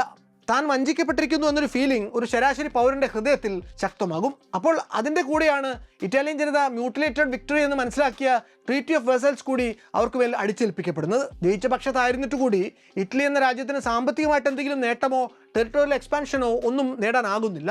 ശാരീരികമായിട്ടുള്ള ക്ഷതങ്ങളോടെ മാത്രമല്ല ഈ പോരാളികൾ ജന്മനാട്ടിലേക്ക് മടങ്ങിയെത്തുന്നത്, അവരുടെ മനസ്സുകളും മുറിപ്പെട്ട അവസ്ഥയിലായിരുന്നു. ഈ ഘട്ടത്തിൽ അവരുടെ ഹൃദയങ്ങളിൽ വല്ലാത്തൊരു സ്പിരിച്വൽ വാക്വം തന്നെ അനുഭവപ്പെടുന്നു. സോഷ്യോളജിസ്റ്റുകൾ ഈ വല്ലാത്ത മാനസികാവസ്ഥയെ വിളിച്ചത് അനോമി എന്നാണ്. ഇറ്റലിയിൽ ബെനിറ്റോ മുസോളിനി സജീവമാവുന്നതിനൊക്കെ മുമ്പ് തന്നെ ഈ ഒരു വാക്വം നികത്താൻ വേണ്ടി പലരും പല പ്രത്യയശാസ്ത്രങ്ങളുമായി മുന്നോട്ട് വന്നിട്ടുണ്ട്. 1909 ഫിലിപ്പോ മാരിനെറ്റിയെ പോലെയുള്ള ഫ്യൂച്ചറിസ്റ്റുകൾ ഭൂതകാലത്തിനെതിരെ തുറന്ന യുദ്ധം പ്രഖ്യാപിച്ചുകൊണ്ടുള്ള മാനിഫെസ്റ്റോകൾ പുറത്തിറക്കിയിരുന്നു. മ്യൂസിയങ്ങൾക്കും ലൈബ്രറികൾക്കും തീയിടുക, സാങ്കേതിക വിദ്യയ്ക്കും വ്യവസായങ്ങൾക്കും വാഴ്ത്തുപാടുക, ഇതൊക്കെയായിരുന്നു ഇവരുടെ നയം. ഇവരെ സംബന്ധിച്ചിടത്തോളം അക്രമം എന്നത് ഒരു ദുരന്തമല്ലായിരുന്നു, മറിച്ച് ചീഞ്ഞളിഞ്ഞ സമൂഹത്തെ സ്ഫുടം ചെയ്തെടുക്കാനുള്ള അമ്ലമായിരുന്നു. ഈ മാരിനെറ്റിക്ക് മുമ്പ് 1908 റവല്യൂഷണറി സിൻഡിക്കലിസ്റ്റുകളുടെ നേതാവായിട്ടുള്ള ജോർജ് സോറൽ അദ്ദേഹത്തിൻ്റെ റിഫ്ലക്ഷൻസ് ഓൺ വയലൻസ് എന്ന പുസ്തകത്തിൽ പാർലമെന്ററി സോഷ്യലിസത്തിനെയും അന്നത്തെ ക്രാന്തദർശികളായിട്ടുള്ള മാർക്സിസ്റ്റുകളെയും ഒക്കെ നിശ്ചിതമായിട്ട് വിമർശിക്കുന്നുണ്ട്. ജനങ്ങൾ തിരഞ്ഞെടുപ്പ് പ്രക്രിയയുടെ ഭാഗമാകുന്നത്, രാഷ്ട്രീയ നീക്കുപോക്കുകൾ നടത്തുന്നത്, പാർലമെന്ററി ചർച്ചകളിലൂടെ സിസ്റ്റത്തെ നന്നാക്കാൻ ശ്രമിക്കുന്നത് ഒക്കെയും വെറും പാഴ്വേലയാണ് എന്നായിരുന്നു സോറലിൻ്റെ അഭിപ്രായം. സിൻഡിക്കേറ്റുകൾ എന്നറിയപ്പെട്ടിരുന്ന മിലിറ്റന്റ് ട്രേഡ് യൂണിയനുകളിലൂടെ വർക്കിംഗ് ക്ലാസ് സംഘടിച്ച് ഭരണം ഏറ്റെടുക്കണമെന്നും അദ്ദേഹം ആഹ്വാനം ചെയ്തു. പ്രൊലറ്റേറിയൻ ജനറൽ സ്ട്രൈക്ക് ആയിരുന്നു അദ്ദേഹത്തിൻ്റെ വജ്രായുധം. ഈ സോറൽ തെളിച്ച പാതയിലൂടെ കുറെ കൂടി മുന്നോട്ട് നടന്നയാളാണ് ബെനിറ്റോ മുസോളിനി. മുസോളിനി വെറും ഒരു പട്ടാള ജനറൽ ആയിരുന്നില്ല, അയാൾക്ക് അക്കാദമിക് താല്പര്യങ്ങൾ കൂടി ഉണ്ടായിരുന്നു. സ്വയം ഒരു ചിന്തകനൊക്കെ ആണെന്ന് ധരിക്കുക കൂടി ചെയ്തിരുന്നു മുസോളിനി. ഗുസ്താവ് ലേബോൺ എഴുതിയ ദ ക്രൗഡ് എന്നത് മുസോളിനിയെ വല്ലാതെ സ്വാധീനിച്ച കൃതികളിലൊന്നാണ്. ലേബോൺ എഴുതിയിട്ടുള്ളത് ക്രൗഡിന്റെ പവറിനെ കുറിച്ചാണ്, മാസ് പൊളിറ്റിക്സിലേക്ക് നീങ്ങുന്ന കാലത്തിന്റെ പ്രവണതയെക്കുറിച്ചാണ്. അതായത് വിദ്യാഭ്യാസമുള്ള ചിന്തിക്കുന്ന ന്യൂനപക്ഷം വരുന്ന ജനവിഭാഗങ്ങളെ സ്വാധീനിക്കാൻ വേണ്ടി നേരം ചെലവിടുന്നതിനേക്കാൾ ഗുണം ചെയ്യുക മാസിനെ സ്വാധീനിക്കാൻ ശ്രമിക്കുന്നതാണ് എന്ന്. അതായത് ആൾക്കൂട്ടത്തിന്റെ ഭാഗമാകുമ്പോൾ വ്യക്തിക്ക് ചിന്തിക്കാനുള്ള ശേഷി കുറഞ്ഞു വരും, അയാൾ പിന്നെ ആ ക്രൗഡിന്റെ ഭാഗമാകും. ഒരുപോലെ ചിന്തിക്കുന്നവരുടെ ഒരു വലിയ ആൾക്കൂട്ടത്തെ നിയന്ത്രിക്കുകയും സ്വാധീനിക്കുകയും ചെയ്യുക എന്നത് ഓരോ വ്യക്തിയെയും സ്വാധീനിക്കുന്നതിനേക്കാൾ എത്രയോ എളുപ്പമാണ് എന്നാണ് ലേബോൺ പറഞ്ഞത്. ക്രൗഡ് സൈക്കോളജി മനസ്സിലാക്കിയാൽ അവരെ ഹിപ്നോട്ടൈസ് ചെയ്യാൻ അത്യാവശ്യം കരിസ്മയുള്ളൊരു നേതാവിനെ കൊണ്ട് വളരെ എളുപ്പത്തിൽ സാധിക്കും. ആൾക്കൂട്ടത്തെ സ്വാധീനിക്കാൻ ശ്രമിക്കുന്നതിൽ ഒരു എളുപ്പമുള്ളത് അങ്ങനെ ചെയ്യാൻ അവരോട് സത്യം പറയേണ്ട കാര്യമില്ല എന്നുള്ളതാണ്. അവർ കേൾക്കാൻ ആഗ്രഹിക്കുന്നത് മാത്രം പറഞ്ഞാൽ മതി, അവരെ വൈകാരികമായിട്ട് പിടിച്ചൊലച്ചാൽ മതി, ഒരു സാങ്കല്പിക യൂണിവേഴ്സിലേക്ക് അവരെ കൊണ്ട് നിർത്തിയാൽ മതി. അവർ പിന്നെ അനുസരണയുള്ള കുഞ്ഞാടുകളെ പോലെ ഈ വ്യക്തിക്ക് പിന്നാലെ പൊക്കോളും. 19-ാം നൂറ്റാണ്ട് ഇൻഡിവിജ്വലിസത്തിൻ്റെ നൂറ്റാണ്ടായിരുന്നുവെങ്കിൽ 20-ാം നൂറ്റാണ്ട് കളക്റ്റീവിസത്തിൻ്റെതാണ് എന്ന് മുസോളിനി തിരിച്ചറിയുന്നുണ്ട്. ഇത് മനസ്സിലാക്കാതെ പോകുന്ന ആരും രാഷ്ട്രീയത്തിൻ്റെ കോഴിപ്പോരിൽ പിന്നിലായി പോകുമെന്നും മുസോളിനിക്ക് മനസ്സിലായി. ഇങ്ങനെ പൂർവ്വസൂരികളിൽ നിന്ന് പരമാവധി പ്രചോദനം ഉൾക്കൊണ്ടുകൊണ്ട് മുസോളിനി വിജൃംഭിത വീര്യത്തോടെ നിൽക്കുന്ന കാലത്താണ് 1919 സെപ്റ്റംബറിൽ ഇറ്റാലിയൻ നോവലിസ്റ്റും എഴുത്തുകാരനുമായ ഗബ്രിയൽ ഡി അനുൻസിയോയുടെ നേതൃത്വത്തിൽ ഫ്യൂം നഗരം പിടിച്ചെടുക്കാനുള്ള ഒരു ആക്ഷൻ ഉണ്ടാവുന്നത്. സാഹിത്യകാരൻ എന്നതിലുപരി world war veteran fighter pilot കൂടി ആയിരുന്നു ഇദ്ദേഹം. RDT എന്ന പേരിൽ 2000-ഓളം പേരടങ്ങുന്ന ഒരു സായുധ പോരാട്ട സംഘവുമായി ചേർന്ന് ഡി അനുൻസിയോ ഫ്യൂം പിടിച്ചടക്കിയപ്പോൾ അന്ന് ഇറ്റലി ഭരിച്ചിരുന്ന കോൺസ്റ്റിറ്റ്യൂഷണൽ മൊണാർക്കി ആ നീക്കത്തിന് മുന്നിൽ പകച്ചു നിന്നുപോകുന്നു. ചാർട്ടർ ഓഫ് കാർണാറോ എന്ന പേരിൽ ഒരു ഭരണഘടന തന്നെ എഴുതി ഉണ്ടാക്കി ഡി അനുൻസിയോ ഫ്യൂമിലെ തൻ്റെ ഭരണക്കസേരയിൽ അമർന്നിരിക്കുമ്പോൾ അവിടെ നിന്ന് 100 കണക്കിന് മൈലുകൾ അകലെ മിലാൻ നഗരത്തിൽ അതെല്ലാം സൂക്ഷ്മമായി നിരീക്ഷിച്ചുകൊണ്ടിരിക്കുകയായിരുന്നു അന്ന് യുവ ജേർണലിസ്റ്റും ഇടത് ചായ്വുള്ള പൊതുപ്രവർത്തകനുമായിരുന്ന ബെനിറ്റോ മുസോളിനി. ഫാഷി ഇറ്റാലിയാനി ഡി കൊമ്പാറ്റിമെൻറ്റോ അഥവാ ഇറ്റാലിയൻ ഫൈറ്റിംഗ് ബാൻഡ്സ് എന്ന പേരിൽ ഒരു യുവജന സംഘടനയ്ക്ക് മുസോളിനി രൂപം കൊടുത്തിട്ട് അപ്പോൾ മാസങ്ങൾ തികയുന്നതേയുള്ളൂ. എന്നാൽ 1919 നവംബറിൽ നടന്ന പാർലമെന്റ് തെരഞ്ഞെടുപ്പിൽ മുസോളിനിയുടെ ആദ്യകാല ഫാഷിസ്റ്റ് പരീക്ഷണം 8 നിലയിൽ പൊട്ടിപ്പോകുന്നു. ഒരു സീറ്റ് പോലും മുസോളിനിയുടെ പാർട്ടിക്ക് അന്ന് കിട്ടുന്നില്ല. മുസോളിനിയുടെ പൊളിറ്റിക്കൽ കരിയർ ഇതാ ഇവിടെ തീർന്നു എന്ന് ആക്ഷേപിച്ചുകൊണ്ട് അന്ന് അയാളുടെ എതിർ പാർട്ടിക്കാർ അയാളുടെ ശവമഞ്ചവും വഹിച്ചുകൊണ്ടൊരു പ്രതീകാത്മക വിലാപയാത്ര വരെ നടത്തുന്നുണ്ട്. മിലാനിൽ മുസോളിനി ഇങ്ങനെ രാഷ്ട്രീയ തിരിച്ചടി നേരിട്ട് വിഷണ്ണനായിരിക്കുന്ന സമയത്ത് ഡിയനുൻസിയോ ഫ്യൂമിലെത്തന്റെ പരീക്ഷണം വിജയിച്ച് അത് പകർന്നു നൽകിയ അധികാര ലഹരിയും നുണഞ്ഞുകൊണ്ട് ഇരിക്കുകയാണ്. അപ്പോൾ മുസോളിനിക്ക് ഒരു തിരിച്ചറിവ് ഉണ്ടാവുന്നു. ഡിയനുൻസിയോ തന്റെ ഏറ്റവും വലിയ പ്രചോദനം മാത്രമല്ല, തന്റെ ഭാവി എതിരാളി കൂടിയാണ്. 1919 ഫ്യൂം നഗരത്തിൽ കാലുറപ്പിച്ച ശേഷം ഡിയനുൻസിയോ എങ്ങാനും അന്ന് റോമിലേക്ക് മാർച്ച് ചെയ്തിരുന്നുവെങ്കിൽ ഉറപ്പായും അയാൾ ഇറ്റലിയുടെ സ്വേച്ഛാധിപതി ആയിരുന്നേനെ. അതോടെ ബെനിറ്റോ മുസോളിനി ചരിത്രത്തിന്റെ ചവറ്റുകുട്ടയിലേക്കും വലിച്ചെറിയപ്പെട്ടേനെ. അവിടെയാണ് പൊളിറ്റിക്കൽ ഓപ്പർച്യൂണിസത്തിന്റെ മാസ്റ്റർ ക്ലാസ് മൊമെന്റ് മുസോളിനിയിൽ നിന്നുണ്ടാകുന്നത്. അന്ന് മുസോളിനിക്ക് സ്വന്തമായി ഇൽ പൊപ്പോളോ ഡി ഇറ്റാലിയ എന്നൊരു ദിനപത്രമുണ്ട്. അതിലൂടെ അയാൾ ഡിയനുൻസിയോയുടെ മുന്നേറ്റത്തിന് വേണ്ടി സാമ്പത്തിക സഹായങ്ങൾ നൽകാൻ വേണ്ടി പരസ്യമായി ആഹ്വാനം ചെയ്തു. ആ മുന്നേറ്റത്തെ പിന്തുണച്ചുകൊണ്ട് നിരന്തരം ലേഖനങ്ങൾ എഴുതിക്കൂട്ടി. ഇതെല്ലാം വായിച്ച് പ്രചോദിതരായി ഇറ്റലിയിലെ സാധാരണക്കാർ ഉദാരമായിട്ട് നൽകിയ സംഭാവനകൾ മുസോളിനി ഉപയോഗിക്കുന്നു. പക്ഷേ മിലാനിൽ അണ്ടർഗ്രൗണ്ടായി സ്ക്വാഡ്രിസ്മോ എന്ന പേരിൽ കറുത്ത മിലിറ്ററി സ്റ്റൈൽ വസ്ത്രങ്ങൾ ധരിച്ച ഒരു അർദ്ധസൈനിക ദളം തന്നെ കെട്ടിപ്പടുക്കാൻ വേണ്ടിയാണ്. മുസോളിനി അന്നോളം പറഞ്ഞുകൊണ്ടിരുന്ന രാഷ്ട്രീയ നിലപാടുകളിൽ നിന്ന് മാറി മിലിറ്റന്റ് സ്വഭാവത്തിലുള്ള പ്രവൃത്തികളിലേക്കുള്ള ആദ്യത്തെ ചുവടുമാറ്റം. ഈ വിവരം ഒരൽപ്പം വൈകിയാണെങ്കിലും അറിഞ്ഞപ്പോൾ ഡിയനുൻസിയോ കോപാകുലനാകുന്നു. എൻ്റെ അനുയായികൾ ഫ്യൂമിൽ ജീവൻ പണയം വെച്ച് പോരാടുമ്പോൾ ഈ ഒരു മുന്നേറ്റത്തിൻ്റെ പേരിൽ പണം പിരിച്ചെടുത്ത് നിങ്ങൾ ഞങ്ങൾക്ക് വേണ്ടി യാതൊന്നും ചെയ്യാതിരിക്കുന്നത് പോക്രിത്തരമാണ് എന്ന് അന്ന് അദ്ദേഹം മുസോളിനിക്ക് എഴുതുന്നുണ്ട്. എന്നാൽ മുസോളിനിയുടെ ഭാഗത്തു നിന്നുള്ള ശരിക്കുള്ള പണി വരാനിരിക്കുന്നതേ ഉണ്ടായിരുന്നുള്ളൂ. 1920 ഡിസംബറിൽ അന്നത്തെ ഇറ്റാലിയൻ പ്രധാനമന്ത്രി ജിയോവാനി ജിയോലിറ്റി തൻ്റെ നാവികസേനയുടെ പടക്കപ്പലുകളോട് ഫ്യൂം നഗരം വളഞ്ഞ് ഷെല്ലിംഗ് നടത്താൻ ഉത്തരവിട്ടു. ഈ ഒരു ആക്രമണം ആസന്നമായ ദിവസങ്ങളിൽ തന്നെ മുന്നേറ്റത്തിൻ്റെ പേരിൽ പണം പിരിച്ച് ബ്ലാക്ക് ഷർട്ട്സ് വളർത്തിക്കൊണ്ടുവന്ന മുസോളിനി തൻ്റെ ആ സ്വകാര്യ സേനയെ ഫ്യൂം നഗരത്തിൻ്റെ സംരക്ഷണത്തിനു വേണ്ടി വിന്യസിക്കുമെന്ന് ഡിയനുൻസിയോ സ്വാഭാവികമായിട്ടും പ്രതീക്ഷിച്ചു. എന്നാൽ അതുണ്ടാകുന്നില്ല. ഇറ്റാലിയൻ നാവികസേന ഡിയനുൻസിയോയുടെ കോട്ടകൊത്തളങ്ങൾക്ക് നേരെ ഷെല്ലുകൾ വർഷിച്ചുകൊണ്ടിരുന്നപ്പോൾ മുസോളിനി മിലാനിൽ തന്നെ പതുങ്ങിയിരുന്നു. ഫ്യൂമിനെ ഇറ്റാലിയൻ ഗവൺമെന്റിന് മുന്നിൽ തകർന്നടിയാൻ അനുവദിച്ചത് വഴി മുസോളിനി ചെയ്തത് തന്റെ ഭാവി ശത്രുവിനെ ഇല്ലാതാക്കുകയാണ്. ആ ഒരു പോരാട്ടത്തിൽ തോറ്റതോടെ ഡിയനുൻസിയോ രാഷ്ട്രീയത്തിൽ നിന്ന് തന്നെ പിന്മാറി ശിഷ്ടകാലം കവിതകൾ എഴുതി ജീവിച്ചു തീർക്കാൻ വേണ്ടി ഒരു തടാകക്കരയിലെ വീട്ടിൽ ഒതുങ്ങിക്കൂടി. അതോടെ പക്ഷേ നാഥനില്ലാതായിപ്പോയത് ആർഡിറ്റിയുടെ ആയിരക്കണക്കിന് ട്രെയിൻഡ് ഗറില്ല പോരാളികൾക്കാണ്. റാഡിക്കലൈസ്ഡ് ആയിട്ടുള്ള സ്ട്രീറ്റ് ഫൈറ്റിങ്ങിൽ തികഞ്ഞ പ്രാവീണ്യമുള്ളവർക്ക് വിശേഷിച്ചൊരു ലക്ഷ്യമില്ലാത്ത അവസ്ഥയായി. മുസോളിനി അവരെ രണ്ട് കൈയും നീട്ടി സ്വീകരിച്ചു. അവരെല്ലാം മുസോളിനി തന്റെ ബ്ലാക്ക് ഷർട്ട് സേനയുടെ ഭാഗമാക്കി. ആർഡിറ്റിയുടെ തലയോട്ടിയും കടാരയും ചേർന്ന ആ സിംബലും അതുപോലെ മുസോളിനി തന്റെ ബ്ലാക്ക് ഷർട്ട്സിന് വേണ്ടി ഏറ്റെടുത്തു. ഡിയനുൻസിയോയുടെ സിഗ്നേച്ചർ റോമൻ സല്യൂട്ടുകളും ബാൽക്കണി സ്പീച്ചുകളും ഒക്കെ അതുപോലെ മുസോളിനി കടമെടുക്കുകയും ചെയ്തു. 1921 നവംബറിൽ മുസോളിനി പാർട്ടിയോ നാസിയൽ ഫാഷിസ്റ്റ എന്ന പേരിൽ മറ്റൊരു പാർട്ടി കൂടി സ്ഥാപിച്ചുകൊണ്ട് മുന്നോട്ട് പോയപ്പോഴും ഈ ബ്ലാക്ക് ഷർട്ട്സ് അയാൾക്ക് ശക്തി പകർന്നുകൊണ്ട് കൂടെ തന്നെ ഉണ്ടായിരുന്നു. അക്കൊല്ലം നടക്കുന്ന പൊതു തെരഞ്ഞെടുപ്പിൽ നാഷണൽ ബ്ലോക്ക് കക്ഷിയുടെ ഭാഗമായിട്ട് മത്സരിക്കുന്ന മുസോളിനിക്കും കൂട്ടർക്കും പാർലമെന്റിൽ ആകെ കിട്ടുന്നത് 35 സീറ്റ് മാത്രമാണ്. ആ തിരഞ്ഞെടുപ്പ് അവസാനിക്കുന്നത് ഒരു തൂക്കു പാർലമെന്റിലാണ്. ഇത് ഒരു അവസരമായിട്ട് കാണുന്ന മുസോളിനി തന്റെ പാരാമിലിറ്ററി സംഘങ്ങളെ ഉപയോഗിച്ച് നാട്ടിൽ വലിയൊരു അസന്തുലിതാവസ്ഥ സൃഷ്ടിച്ചെടുക്കാൻ ഒരു ശ്രമം നടത്തുന്നു. അങ്ങനെ താൻ തന്നെ രഹസ്യമായിട്ട് നാടിനെ തള്ളിവിട്ടിരിക്കുന്ന ഈ അരക്ഷിതാവസ്ഥയിൽ നിന്ന് കരകയറാൻ ഒരേ ഒരു മാർഗമുള്ളത് തന്റെ നാഷണലിസ്റ്റ് ഫാഷിസ്റ്റ് പാർട്ടിയെ അധികാരത്തിൽ എത്തിക്കുക എന്നതാണ് എന്നും മുസോളിനി പ്രചരിപ്പിച്ചു. 1922 ഓഗസ്റ്റ് ആയപ്പോഴേക്കും ഇറ്റലി ഗുരുതരമായിട്ടുള്ള ആഭ്യന്തര കലാപങ്ങളിലേക്ക് വഴുതി വീണു. മുസോളിനിയുടെ ബ്ലാക്ക് ഷർട്ട്സ് ചേർന്ന് മിലാനിൽ നിയന്ത്രണം സ്ഥാപിച്ചു. മിലാനിലെ സോഷ്യലിസ്റ്റ് പാർട്ടി അംഗങ്ങൾ ഒന്നില്ലാതെ അന്ന് വേട്ടയാടപ്പെട്ടു. മുനിസിപ്പൽ ഓഫീസുകളിലും ബ്ലാക്ക് ഷർട്ടുകാർ സ്വന്തം പ്രതിനിധികളെ തന്നെ അന്ന് നിയമിക്കുന്നുണ്ട്. അങ്ങ് മിലാനിൽ ഇങ്ങനെ ചിലതൊക്കെ നടക്കുന്നത് അറിഞ്ഞിട്ടും അന്ന് റോം മൗനം പാലിച്ചു. അത് മുസോളിനിയുടെ ധൈര്യം ഇരട്ടിപ്പിച്ചു.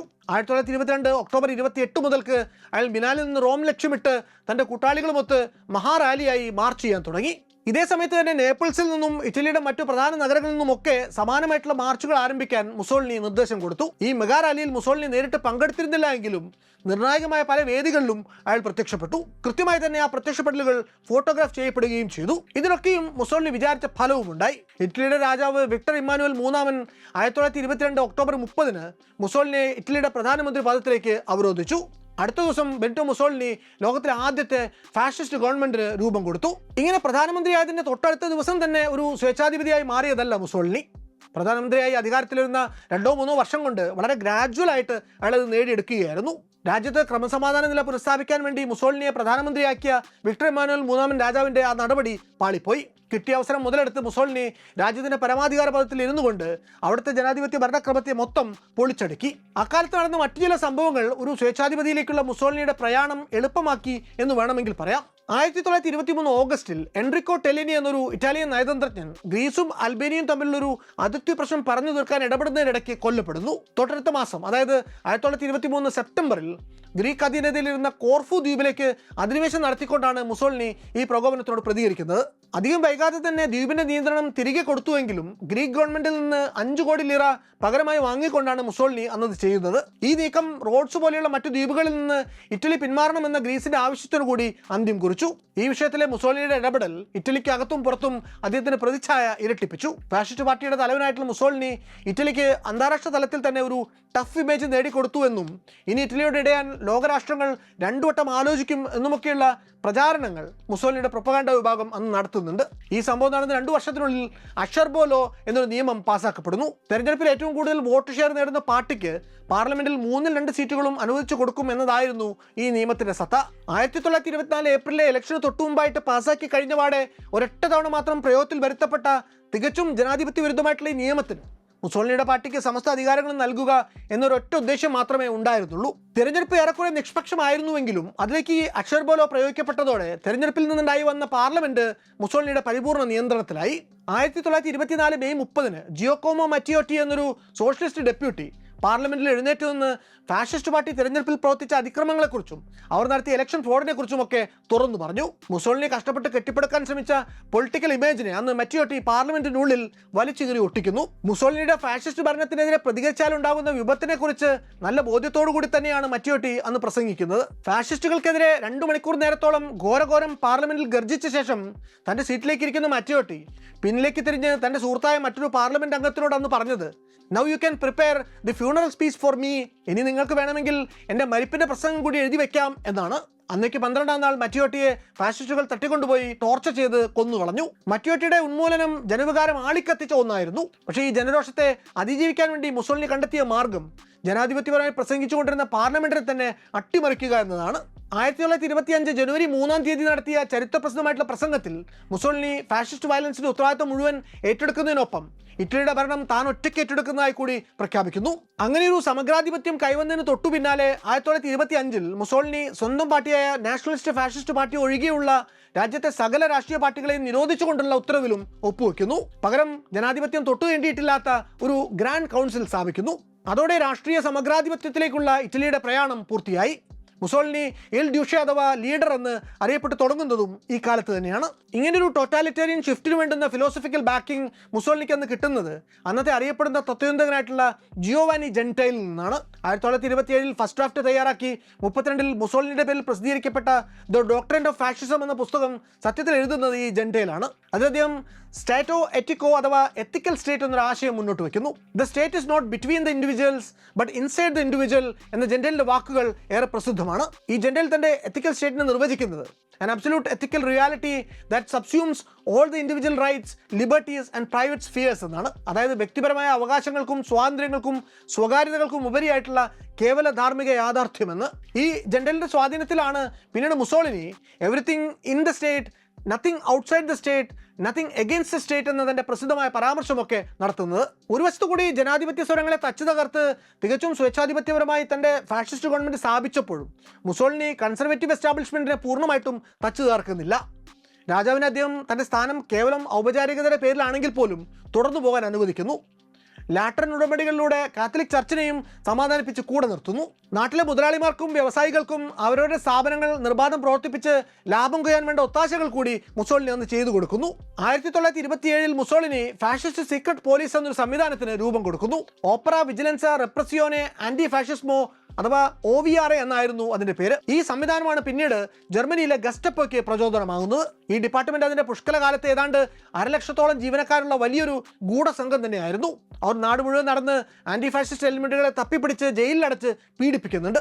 നാസി SS-ന്റെ തലവനായിട്ടുള്ള ഹെൻറിച്ച് ഹിംലർ OVRയുടെ പ്രവർത്തനങ്ങളിൽ സന്തുഷ്ടനായി അത് നേരിൽ കാണാൻ വേണ്ടി അന്ന് ഇറ്റലിയിലേക്ക് വരുന്നുണ്ട്. യുദ്ധകാലത്ത് ബ്രിട്ടൻ ഭരിച്ചിരുന്ന വിൻസ്റ്റൺ ചർച്ചിൽ പോലും ഇറ്റലിയിൽ മുസോളിനി ക്രമസമാധാനം പാലിച്ച വിധം കണ്ട് ഇംപ്രസ്ഡ് ആവുന്നുണ്ട്. സിസിലിയിൽ അന്ന് നടമാടിയിരുന്ന ഇറ്റാലിയൻ അധോലോക മാഫിയയ്ക്ക് മേലെ നിയന്ത്രണം കൊണ്ടുവരാൻ സാധിച്ചതും അന്ന് മുസോളിനിക്ക് സൽപ്പേര് സമ്പാദിച്ചു നൽകി. സ്വന്തം പ്രതിച്ഛായയും ബോഡിയും പബ്ലിക് ഇമേജും വളരെ സൂക്ഷ്മതയോടെ ക്രാഫ്റ്റ് ചെയ്തെടുക്കുന്നതിൽ മുസോളിനി വളരെ സമർത്ഥനായിരുന്നു. ഇറ്റാലിയൻ പത്രങ്ങൾക്ക് അന്ന് മുസോളിനിയുടെ പ്രതിച്ഛായ മെച്ചപ്പെടുത്താനുള്ള വളരെ വ്യക്തമായ നിർദ്ദേശം തന്നെ നൽകപ്പെട്ടിരുന്നു. അവർ അത് പാലിക്കുന്നുണ്ടോ എന്നറിയാനുള്ള പരിശോധനകളും സെൻസർഷിപ്പും ഒക്കെ അന്ന് മുടങ്ങാതെ നടക്കുമായിരുന്നു. മുസോളിനിയുടെ ഫാഷിസ്റ്റ് റെജീം സ്കൂൾ കുട്ടികൾക്ക് വേണ്ടി ദ ഫാഷിസ്റ്റ് 10 കമാൻഡ്മെന്റ്സ് അഥവാ 10 ഫാഷിസ്റ്റ് കൽപ്പനകൾ എന്ന പേരിൽ ഒരു ലഘുലേഖ പോലും അച്ചടിച്ചിറക്കുന്നുണ്ട്. അതിലെ 10ാമത്തെ കൽപ്പന ഇൽ ഡ്യൂഷെ ഹാ സാംബ്രെ രാജ്യോണെ, അതായത് ലീഡർ ഇസ് ഓൾവേസ് റൈറ്റ് എന്നതായിരുന്നു. സ്വേച്ഛാധിപതിയായിട്ട് മാറിയ കാലത്ത് മുസോളിനി തന്റെ നിറ യൗവനത്തിൽ കൂടിയായിരുന്നു. പലാസോ വെനസിയയിലെ ഓഫീസ് ലൈറ്റുകൾ 24/7 കത്തിച്ചിടാനും മുസോളിനി അന്ന് നിർദ്ദേശം കൊടുത്തിരുന്നു. എൽ ഡ്യൂഷെ ഉറങ്ങാറില്ല എന്നും രാപ്പകൽ ഇറ്റലിയുടെ അഭ്യുദയത്തിനായി പ്രയത്നിച്ചുകൊണ്ടിരിക്കുകയാണ് എന്നുമൊക്കെയുള്ള പ്രതീതി നിർമ്മിക്കലായിരുന്നു അതിന്റെ ലക്ഷ്യം. അക്കാലത്തെ മുസോളിനിയുടെ ദേഹസൗഭവവും മെയ്വഴക്കവും ആയുധമുഖവും ഒക്കെ വളരെ കൃത്യമായി കൾട്ട് ക്രിയേഷന് വേണ്ടി ഉപയോഗിക്കപ്പെട്ടവയാണ്. മുസോളിനെ പോലെ ഇത്രയ്ക്കധികം ഫോട്ടോഗ്രാഫുകൾക്ക് പോസ് ചെയ്തിട്ടുള്ള മറ്റൊരു സ്വേച്ഛാധിപതിയും ഉണ്ടാകാനിടയില്ല. 1924 ഇറ്റലിയിൽ ബെനിറ്റോ മുസോളിനി നാട്ടിലെ രാജാവിനെയും ചർച്ചിനെയും മുതലാളികളെയും എല്ലാം കുപ്പിയിലിറക്കി ലോകത്തിലെ ആദ്യത്തെ ഫാഷിസ്റ്റ് ഗവൺമെൻറ് വിജയകരമായി സ്ഥാപിച്ചെടുത്തപ്പോൾ ഇതെല്ലാം കണ്ട് സൂക്ഷ്മമായി നിരീക്ഷിച്ചുകൊണ്ട് ബവേറിയയിലെ ഒരു ഏകാന്ത തടവറയിൽ ഓസ്ട്രിയക്കാരനായിട്ടുള്ള ഒരു കോർപ്പറൽ ഇരിക്കുന്നുണ്ടായിരുന്നു. അയാളുടെ പേര് അഡോൾഫ് ഹിറ്റ്ലർ എന്നായിരുന്നു. മുസോളിനി തന്റെ മാർച്ച് ഓഫ് റോമിൽ പയറ്റിയ തന്ത്രങ്ങളും പിന്നീട് ഇറ്റലിയെ തന്റെ കൈവെളിയിൽ ഒതുക്കാൻ കാണിച്ച മിടുക്കുമെല്ലാം ഇയാളെ വല്ലാതെ ആകർഷിക്കുന്നു. എന്നാൽ മുസോളിനിയുടെ ഫാഷിസത്തെ ജർമ്മൻ മണ്ണിലേക്ക് ഇറക്കുമതി ചെയ്തപ്പോൾ ഹിറ്റ്ലർ അതിലെ മുതലാളിത്തത്തോടും ചർച്ചിനോടും രാജാവിനോടും ഒക്കെ ഉണ്ടായിരുന്ന അഡ്ജസ്റ്റ്മെന്റുകൾ വേണ്ടെന്ന് വെച്ചു. അതിനെയെല്ലാം ബയോളജിക്കലായിട്ടുള്ള വംശീയ ഭ്രാന്ത് കൊണ്ട് പകരം വെച്ചു. ഇതിന്റെ പച്ചയിൽ അധികാര കസേരയിലേറിയ നാസികൾ പക്ഷേ ഇരുട്ടിലേക്ക് തള്ളിയിട്ടത് ജർമ്മൻ ജനതയെ മാത്രമായിരുന്നില്ല, യൂറോപ്പിനെ മൊത്തമായിട്ടായിരുന്നു എന്ന് മാത്രം. ഫാഷിസത്തിന്റെ ജർമ്മൻ വേർഷനാണ് നാസിസം. അതേപ്പറ്റി മനസ്സിലാക്കണമെന്നുണ്ടെങ്കിൽ പോസ്റ്റ് വേൾഡ് വാർ ജർമ്മനിയുടെ അവസ്ഥ എന്തായിരുന്നു എന്നുകൂടി അറിയണം. ഇറ്റാലിയൻ ജനതയ്ക്ക് എത്ര മ്യൂട്ടിലേറ്റഡ് വിക്ടറി എന്ന് തോന്നിയെങ്കിലും അവർ വിന്നിംഗ് സൈഡിൽ തന്നെ ആയിരുന്നു. എന്നാൽ ജർമ്മനിയുടെ അവസ്ഥ അതായിരുന്നില്ല. അവർ 1-ാം ലോക മഹായുദ്ധത്തിൽ തോറ്റ പക്ഷത്തായിരുന്നു. വെർസൈൽസ് ഉടമ്പടി ജർമ്മനിയുടെ 10% പ്രദേശങ്ങളെയും അവിടുത്തെ ജനങ്ങളെയും ഒക്കെ അയൽ രാജ്യങ്ങൾക്ക് തീരെഴുതി കൊടുത്ത ഒന്നാണ്. യുദ്ധം അവസാനിച്ച ശേഷം ജർമ്മനി വലിയ തോതിൽ നിരായുധീകരിക്കപ്പെടുന്നു. അവരുടെ ഇൻഡസ്ട്രിയൽ ഹാർട്ട്ലാൻഡ്സ് പലതും അന്ന് അന്വാധീനപ്പെട്ടു പോയി. വലിയൊരു തുക അവർക്ക് നഷ്ടപരിഹാരമായിട്ടും അന്ന് കൊടുക്കേണ്ടി വരുന്നുണ്ട്. 1-ാം ലോക മഹായുദ്ധം തുടങ്ങി വെച്ച അതിൽ സജീവമായി പങ്കെടുത്ത ഓസ്ട്രിയയെ കാര്യമായിട്ടൊന്നും പറയാതെ ഈ സന്ധിയിൽ പഴി മുഴുവൻ അന്ന് ജർമ്മനിക്ക് കിട്ടുന്നു. കോംപ്രമൈസിന്റെ ഭാഗമായി ജർമ്മനിയുടെ പൊതുഖജനാവിൽ അവശേഷിച്ചിരുന്ന പണം മുഴുവനും അന്ന് റെപ്പറേഷൻ അഥവാ നഷ്ടപരിഹാരം എന്ന പേരും പറഞ്ഞ് അമേരിക്കയും കൂട്ടരും കൂടി വടിച്ചെടുത്തുകൊണ്ട് പോകുന്നു.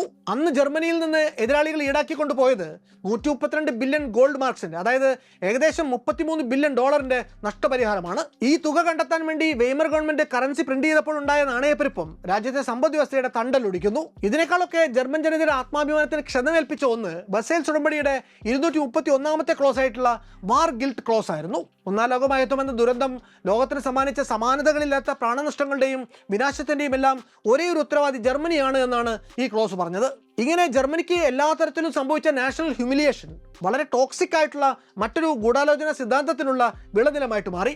അതായിരുന്നു stab in the back theory. ഇങ്ങനൊരു ഉടമ്പടിയിൽ ഇവർ ഒപ്പിട്ടില്ലായിരുന്നുവെങ്കിൽ, യുദ്ധം കുറെ കൂടി ദിവസം തുടർന്നിരുന്നുവെങ്കിൽ ചിലപ്പോൾ തങ്ങൾ ജയിച്ചിരുന്നേനെ എന്നുപോലും കരുതിയിരുന്ന ചില ഓഫീസർമാരുണ്ടായിരുന്നു അന്ന് ജർമ്മൻ സൈന്യത്തിൽ. തോറ്റുവെന്ന് സമ്മതിക്കാൻ മറ്റുള്ള ജർമ്മൻകാരെ പോലെ ഹിറ്റ്ലർക്കും മനസ്സ് വരുന്നുണ്ടായിരുന്നില്ല. നേർക്കുനേർ നിന്നുള്ള യുദ്ധത്തിലല്ല ജർമ്മനി തോറ്റുപോയത്, സ്വന്തം പാളയത്തിലുള്ള ഒറ്റുകാരെ കൊണ്ടാണ് എന്ന പ്രചാരണം അക്കാലത്ത് ശക്തമാകുന്നു. ആരൊക്കെയാണ് ഈ ഒറ്റുകാർ? ജൂതന്മാർ, കമ്മ്യൂണിസ്റ്റുകൾ, അങ്ങനെ പ്രതിസ്ഥാനത്ത് പലരും ഉണ്ടായിരുന്നു. അങ്ങനെ എല്ലാ അർത്ഥത്തിലും കടുത്ത മാനഹാനിയാണ് യുദ്ധത്തിലെ തോൽവിയും വെർസൈൽസ് ഉടമ്പടിയും ചേർന്ന് ജർമ്മനിയിലെ ജനങ്ങൾക്ക് അന്ന് സമ്മാനിക്കുന്നത്. എന്നാലും യുദ്ധം കഴിഞ്ഞപ്പോഴേക്കും ജർമ്മനി എന്ന രാജ്യം ആകെ കുത്തഴിഞ്ഞ അവസ്ഥയിലാകുന്നു. തങ്ങളെ നയിക്കാൻ ശക്തനായ ഒരു നേതാവില്ല എന്ന ധർമ്മസങ്കടം ആ രാജ്യത്തെ വല്ലാതെ വേട്ടയാടുന്നു. അങ്ങനെ മുങ്ങി മരിക്കാൻ പോകുന്നവൻ കച്ചിത്തുരുമ്പും പ്രതീക്ഷിച്ചിരിക്കുന്നത് പോലെ ഒരു രക്ഷകനെ കാത്തുവന്ന ജർമ്മൻ ജനതയ്ക്ക് മുന്നിലേക്കാണ് നമ്മുടെ ഹിറ്റ്ലർ അവതരിക്കുന്നത്. 1914 യൂറോപ്പിൽ 1-ാം ലോക മഹായുദ്ധം പൊട്ടിപ്പുറപ്പെട്ടപ്പോൾ ഹിറ്റ്ലർക്ക് പ്രായം വെറും 25 വയസ്സാണ്. ബവേറിയൻ ആർമിയിൽ ഒരു ഡിസ്പാച്ച് റണ്ണർ ആയിരുന്നു അന്ന് ഹിറ്റ്ലർ. മലയാളത്തിൽ പറഞ്ഞാൽ ഒരു അഞ്ചലോട്ടക്കാരൻ. പിന്നീട് അങ്ങോട്ടും നേരിട്ടുള്ള കരയുദ്ധങ്ങളിൽ ചുരുക്കം അവസരങ്ങളിലെ ഹിറ്റ്ലർ പങ്കെടുക്കുന്നുള്ളൂ. 1918 ആയപ്പോഴേക്കും പക്ഷേ സ്ഥിതി മാറുന്നു. യുദ്ധം കടുക്കുന്നു. ജർമ്മനി 4 ഭാഗത്തു നിന്നും വളയപ്പെടുന്നു. ബെൽജിയത്തിൽ നടന്ന ബാറ്റിൽ ഓഫ് വൈപ്രസിനിടയ്ക്ക് മസ്റ്റാർഡ് ഗ്യാസ് ബോംബിങ്ങിൽ ഹിറ്റ്ലറുടെ കണ്ണുകൾക്ക് ഗുരുതരമായ പരിക്കേൽക്കുന്നു.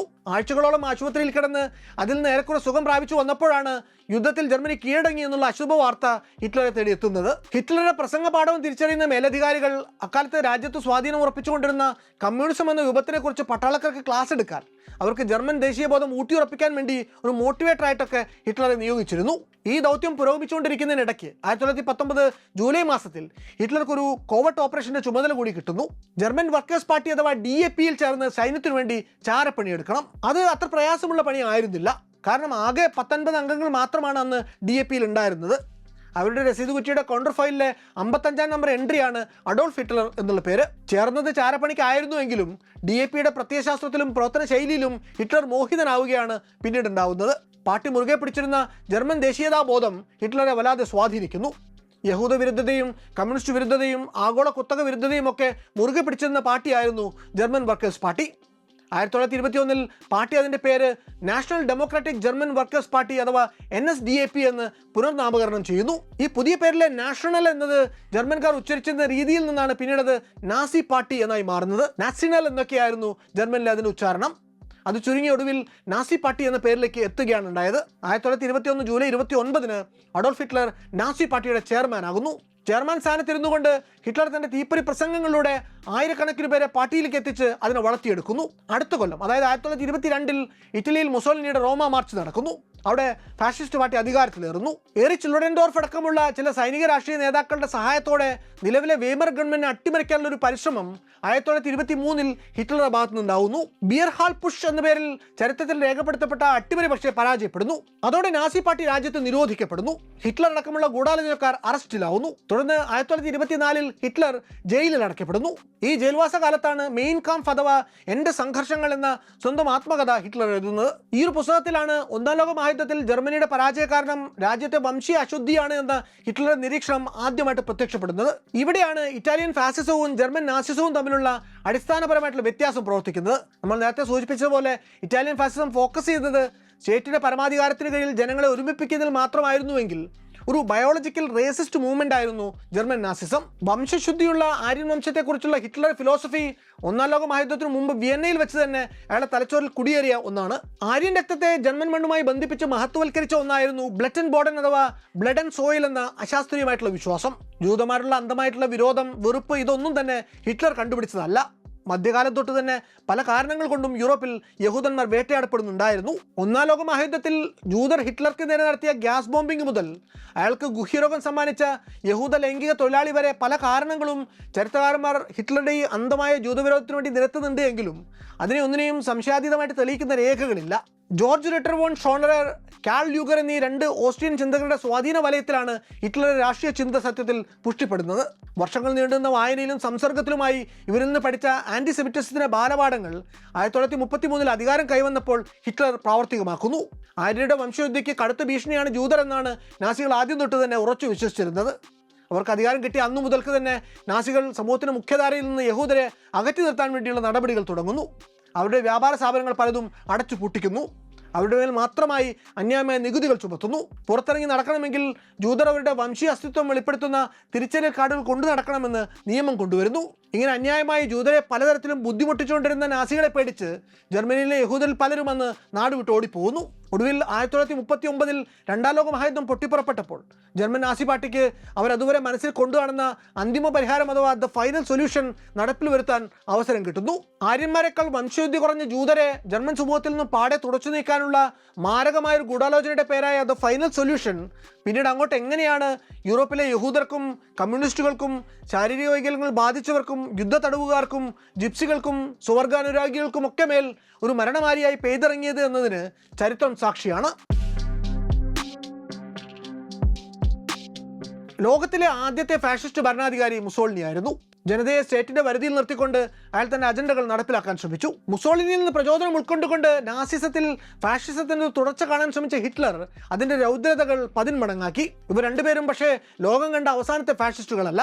ഹിറ്റ്ലർക്ക് ശേഷവും നിരവധി ഫാഷിസ്റ്റ് ഭരണാധികാരികൾ ചരിത്രത്തിൽ ഇടം പിടിച്ചിട്ടുണ്ട്. സ്പെയിനിൽ ഫ്രാൻസിസ്കോ ഫ്രാങ്കോ, പോർച്ചുഗലിൽ അന്റോണിയോ ഡെ ഒലിവിയേറോ സാലസാർ, ചിലിയിൽ ഓഗസ്റ്റോ പെനോഷെ, യൂഗോസ്ലാവിയയിൽ സ്ലോബോദൻ മിലോസെവിച്ച്, ബ്രസീലിൽ ജയർ ബോൾസനാറോ, ഹംഗറിയിൽ വിക്ടർ ഓർബാൻ തുടങ്ങി നിരവധി ഉദാഹരണങ്ങൾ വേറെയുമുണ്ട്. ഇവർക്ക് എല്ലാവർക്കും തമ്മിൽ ഒരു കോമൺ ഫാക്ടർ ഉണ്ട്. രാജ്യം കടുത്ത സാമ്പത്തിക പ്രതിസന്ധി ഉറ്റുനോക്കുന്ന അല്ലെങ്കിൽ പ്രതിസന്ധിയിലേക്ക് കൂപ്പുകുത്തിയ അവസരങ്ങൾ മുതലെടുത്തുകൊണ്ടാണ് ഇവരൊക്കെയും അധികാരത്തിലേക്ക് എത്തുന്നത്. ഭരണ പ്രതിസന്ധികളുടെ ക്രൈസിസ് മാനേജർമാരായിട്ടാണ് ഇവരെല്ലാവരും തന്നെ രംഗപ്രവേശം ചെയ്തിട്ടുള്ളത്. അധികാരം കിട്ടിയ പാടെ ഇവരെല്ലാവരും ഒരുപോലെ ചെയ്തിട്ടുള്ളത് നാട്ടിലെ സംഘടിത ജനശക്തിയെ, അതിന് ട്രേഡ് യൂണിയനുകളായാലും ഓർഗനൈസ്ഡ് ലേബർ ആയാലും പെസന്റ് മൂവ്മെന്റ്സ് ആയാലും ലെഫ്റ്റ് വിംഗ് രാഷ്ട്രീയ സംഘടനകളായാലും ഇവയൊക്കെയും സിസ്റ്റമാറ്റിക്കായിട്ട് ഡിസ്മാൻഡിൽ ചെയ്യുകയാണ്. ഒപ്പം കോർപ്പറേറ്റ് കമ്പനികളെ സംരക്ഷിച്ചു നിർത്താൻ വേണ്ടി അവർ അതാത് നാടുകളിലെ രാഷ്ട്രീയ സ്വാതന്ത്ര്യത്തിന് കൂച്ചുവിലം കെട്ടു. സമൂഹത്തിൽ സർവ്വതല സ്പർശിയായി വളരെ ശക്തമായ ഇടപെടലുകൾ നടത്തിക്കൊണ്ടിരുന്ന ഈ ഫാഷിസ്റ്റ് സ്റ്റേറ്റുകൾ ക്യാപിറ്റലിസത്തിനെ മാത്രം പൊളിച്ചെടുക്കാതെ നിലനിർത്തുന്നുണ്ട്. സ്റ്റേറ്റ് മെഷീനറിയും ഒളിഗാർക്കിയും തമ്മിൽ ഒരു അവിശുദ്ധ മാന്തവം തന്നെ ഉടലെടുക്കുന്നു. മുതലാളിത്ത ന്യൂനപക്ഷത്തിന് മാത്രം പിന്തുണയോടെ മാസ് പൊളിറ്റിക്സിൽ സ്വാധീനം ഉറപ്പിക്കാനാവില്ല എന്ന് നല്ല നിശ്ചയമുള്ളവർ അതിനായിട്ട് ആശ്രയിച്ചത് ഒപ്പം ഐഡന്റിറ്റി പൊളിറ്റിക്സിനെയും കൾച്ചറൽ മിത്തുകളെയും മെജോറിറ്റേറിയൻ നാഷണലിസം അല്ലെങ്കിൽ ജിങ്കോയിസത്തിനെയും ഒക്കെയാണ്. യഥാർത്ഥത്തിൽ ജനങ്ങളെ അലട്ടേണ്ട വിഷയങ്ങളിൽ നിന്ന്, ഉദാഹരണത്തിന് വിലക്കയറ്റം, തൊഴിലില്ലായ്മ, ദാരിദ്ര്യം, അഴിമതി എന്നിവയിൽ നിന്ന് തന്ത്രപൂർവ്വം ശ്രദ്ധ തിരിക്കുന്ന ഈ ഭരണകൂടങ്ങൾ പകരം വളരെ സമർത്ഥമായിട്ട് സൃഷ്ടിച്ചെടുക്കുന്ന ആഭ്യന്തരവും വൈദേശികമായിട്ടുള്ള ശത്രുക്കൾക്ക് നേരെ ഈ പൊതുജന രോഷത്തെ തിരിച്ചുവിടും. അതൊരു പക്ഷേ രാജ്യത്തെ മതന്യൂനപക്ഷങ്ങളാകാം, ശത്രുരാജ്യങ്ങളാകാം, ദേശദ്രോഹികളെന്ന് മുദ്രകുത്തപ്പെടുന്ന രാഷ്ട്രീയ എതിരാളികൾ പോലുമാകാം. ഈ ഒരു പ്രതീതി സൃഷ്ടിക്കാൻ വേണ്ടി, അത് നിലനിർത്താൻ വേണ്ടി രാജ്യത്തെ മീഡിയയെ മുഴുവനും ചേട്ടിനെ നേരിട്ടോ പരോക്ഷമായിട്ടുള്ള സമ്പൂർണ്ണ നിയന്ത്രണത്തിൽ അവർ കൊണ്ടുവരും. പണ്ടൊക്കെ ഈ ഫാഷിസ്റ്റ് ഭരണാധികാരികൾ സൈനിക ബൂട്ടുകളും യൂണിഫോമും ഒക്കെ അണിഞ്ഞ് കവചിത വാഹനങ്ങളുടെ അകമ്പടിയോടുകൂടി തെരുവിലൂടെ മാർച്ച് ചെയ്ത് ഭരണസിരാ കേന്ദ്രങ്ങൾ പിടിച്ചടക്കുകയായിരുന്നുവെങ്കിൽ ഇന്ന് നമ്മുടെ ഫാഷിസ്റ്റ് നേതാക്കളെ നമ്മൾ ഭരണഘടനാനുസൃതമായി നടത്തപ്പെടുന്ന ഇലക്ഷനുകളിലൂടെ സ്വയം തിരഞ്ഞെടുക്കുകയാണ്. നാട്ടിൽ നടമാടുന്ന ഉദ്യോഗസ്ഥ ദുർഭരണവും നാട്ടിലെ ജുഡീഷ്യറിയും ഭരണഘടനയും അടക്കമുള്ള ചെക്സ് ആൻഡ് ബാലൻസസിന്റെ ബോധപൂർവമുള്ള അധപ്പതനവും ഇത് വളരെ എളുപ്പമാക്കി കൊടുക്കും. അർത്ഥമറിയാതെ ആരെയും എന്തിനേയും കയറി ഫാഷിസ്റ്റ് എന്ന് വിളിക്കരുത് എന്നും കഴിഞ്ഞൊരു വ്യാഴവട്ടക്കാലമായി കേന്ദ്രം ഭരിക്കുന്ന NDA ഗവൺമെൻറ് ഈ നാട്ടിലെ ഭരണഘടനയ്ക്ക് വിരുദ്ധമായി യാതൊന്നും തന്നെ പ്രവർത്തിക്കുന്നില്ല എന്നുമുള്ള വാദങ്ങളും അത്ര തന്നെ ശക്തമാണ്. ഈ അവസരത്തിൽ നിലവിലെ ഇന്ത്യൻ സാഹചര്യങ്ങളിൽ ഫാഷിസ്റ്റ് എലിമെന്റുകൾ ഉണ്ടോ എന്ന ചോദ്യം ഏറെ പ്രസക്തമാണ്. കൊളോണിയൽ ശക്തികളാൽ നൂറ്റാണ്ടുകളായി അടിച്ചമർത്തപ്പെട്ട് കഴിയുന്ന ഒരു ജനവിഭാഗം അവരുടെ സ്വത്തും വീണ്ടെടുക്കാനും ആത്യന്തികമായി സ്വാതന്ത്ര്യലബ്ധിയും മാനുഷിക അവകാശങ്ങളുമൊക്കെ നേടിയെടുക്കാനുമായി നടത്തുന്ന അവരുടെ പോരാട്ടത്തിൻ്റെ ഭാഗമായി ദേശീയത കടന്നു വരിക എന്നത് അനിവാര്യമാണ്. വിപ്ലവ ഗാനങ്ങളിലൂടെ അവർക്ക് സംഘടിക്കാനും അന്യമായി തീർന്ന ഒരു സുന്ദര ഭൂതകാലത്തെ അനുസ്മരിച്ചുകൊണ്ട് അഭിമാനം കൊള്ളാനും പൈതൃകം പേറാനുമൊക്കെ ദേശീയത വഹിക്കുന്ന പങ്ക് ചെറുതല്ല. വൈവിധ്യങ്ങളുടെ സംഗമഭൂമിയായ ഇന്ത്യ തന്നെ ഒരു സ്വതന്ത്ര രാജ്യമായി രൂപീകൃതമായത് ഇത്തരത്തിലുള്ള സാമ്രാജ്യത്വ വിരുദ്ധ സമരം ആപ്തവാക്യമാക്കിയ ദേശീയതയിലൂടെയും ദേശീയ പ്രസ്ഥാനത്തിലൂടെയുമാണ്. ഒരു കാലത്ത് നമ്മുടെ നാട്ടിൽ സാമ്രാജ്യത്വ വിരുദ്ധ സമരങ്ങൾക്ക് ഇന്ധനം നൽകിയ കോൺഗ്രസ് അടക്കമുള്ള മുഖ്യധാരാ പാർട്ടികളുടെ ആവനാഴിയിലെ ഏറ്റവും മൂർച്ചയേറിയ ആയുധമായിട്ടുള്ള ദേശീയത തന്നെ മറുവശത്ത് ഫാഷിസ്റ്റുകൾക്ക് ആധിപത്യം കൈപ്പിടിയിൽ ഒതുക്കാൻ സഹായിച്ച കേവലം ഒരു ഉപാധിയായിട്ട് മാറുന്ന കാഴ്ചയാണ് നമ്മളിപ്പോൾ കണ്ടുവരുന്നത്. വൈരുദ്ധ്യാത്മക ഭൗതികവാദം അഥവാ ഡയലക്റ്റിക്കൽ മെറ്റീരിയലിസം ഉപയോഗിച്ച് ദേശീയതയുടെ ഈ ചരിത്രപരമായിട്ടുള്ള പരിവർത്തനത്തെ ആഫ്രോ അമേരിക്കൻ വിപ്ലവകാരിയും ബ്ലാക്ക് പാന്തേഴ്സ് പാർട്ടി നേതാവുമായിരുന്ന ക്വമെ തൂരെ വ്യക്തമായി വരച്ച് കാണിക്കുന്നുണ്ട്. ഇന്ത്യയിലെ മാത്രമല്ല ആഫ്രിക്കയിലെയും ഏഷ്യയിലെയും ലാറ്റിൻ അമേരിക്കയിലെയും കരീബിയൻ നാടുകളിലെയും എല്ലാം വിമോചന പോരാട്ടങ്ങളിലും ദേശീയതയുടെ ഇത്തരത്തിലുള്ള പ്രയോഗം നമുക്ക് കാണാനാകും. ഇത് ദേശീയതയുടെ പോസിറ്റീവ് പ്രയോഗമായിട്ടാണ് വൈരുദ്ധ്യാത്മക ഭൗതികവാദത്തിലൂടെ തൂരെ വിശകലനം ചെയ്യുന്നത്. എന്നാൽ നേർ വിപരീതമാണ് ദേശീയത അസ്തിത്വമായി നിലനിൽക്കുന്ന ദേശരാഷ്ട്രങ്ങളിലെ സാഹചര്യം. അവിടെ ദേശീയതയ്ക്ക് ഒരു നെഗറ്റീവ് ആസ്പെക്റ്റ് ആണുള്ളത്. ഇത്തരം രാജ്യങ്ങളിൽ ദേശീയത പരിധിവിട്ട രാജ്യസ്നേഹത്തിലേക്കും അമിതമായ പൈതൃക ബോധത്തിലേക്കുമൊക്കെ നയിക്കും.